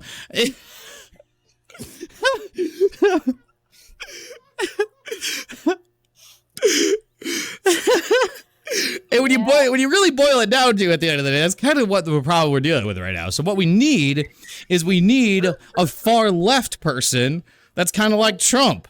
And that's just isn't afraid to spit it out, say, fuck you, eat my ass, Ted Cruz, toe the fucking line, step the fuck up, and if you don't like what I'm selling, sod the fuck off. Yeah. I mean, I always did wonder like what would happen if we had like a far left Trump. Well, no, get this. Like Nick Cannon or like Nicki Minaj as an interviewer for like when Trump was running. Oh my God. Could you imagine? No, Z-Way. No, I would have loved to watch Z-Way. Z-Way. Oh my. That's my dream. That is my dream right there. If I could ever get to just talk with Z-Way, that would be life accomplishment right there. I love her so much. truly, why don't we have Z-Way as a moderator for any and all? Why isn't she running for Congress? That's what I want to know. Like, she literally has the power. Well, what I think we should be doing, right? Honestly, the reason I go so hard with my drip is because my army of leftists, I'm assembling a fucking team. Like, literally, I want people to be rizzed to the tits. I want rainbows. I want pink. I want sparkles. I want fluff. I want neon. I want us to look like we are the hottest shit that has ever been shat out of this hellhole of a nation.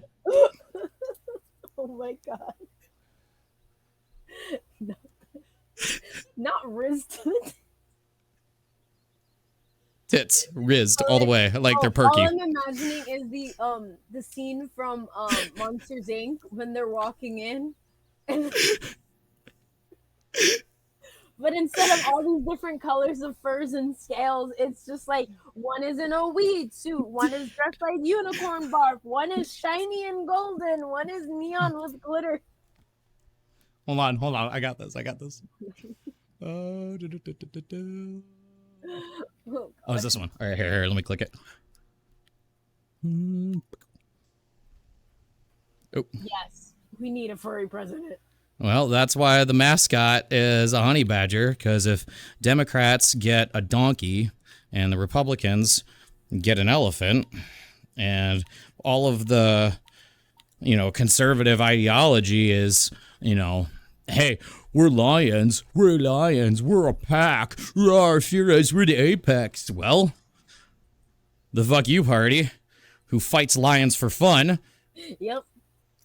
I got sharp teeth, motherfucker. Absolutely.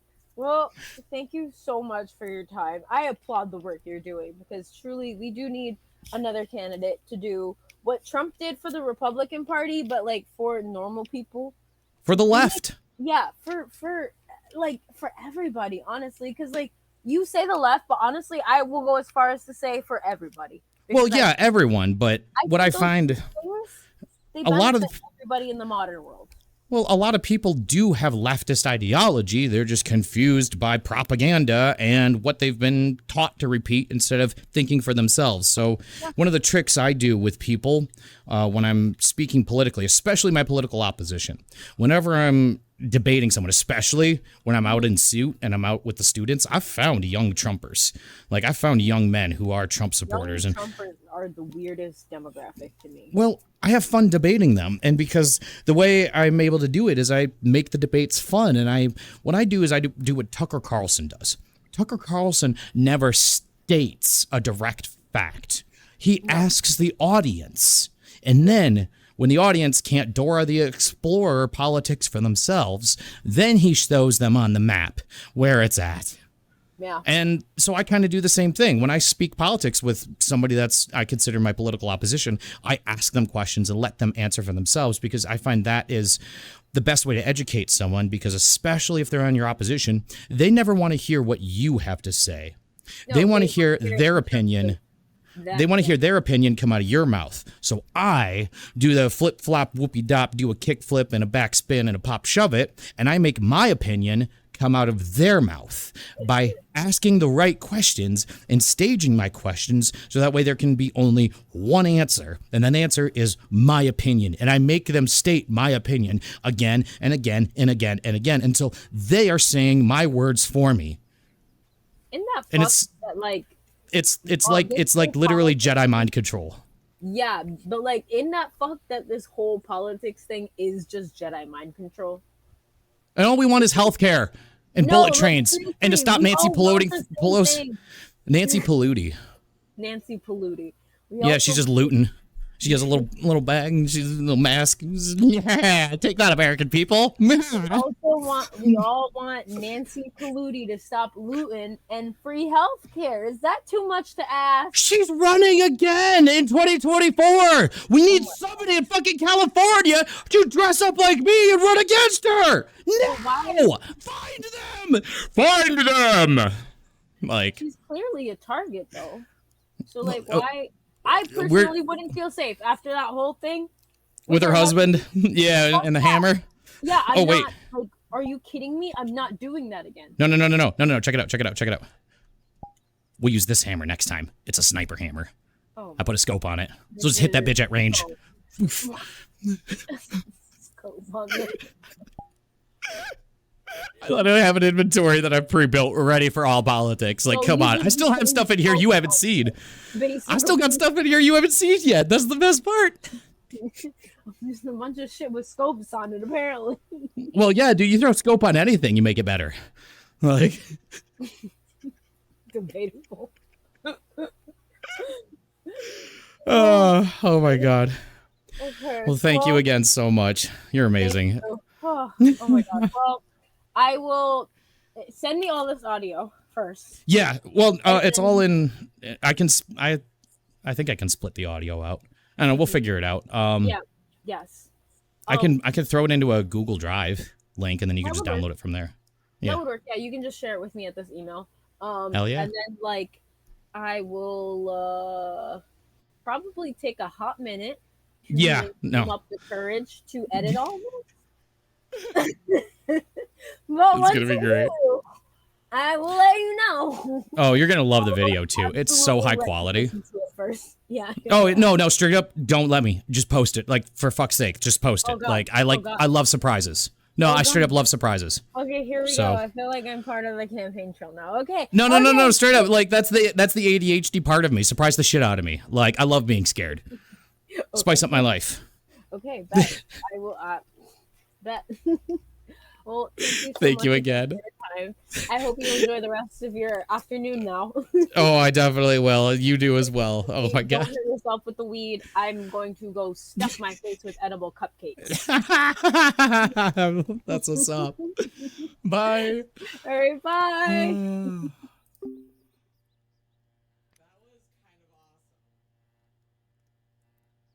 All right.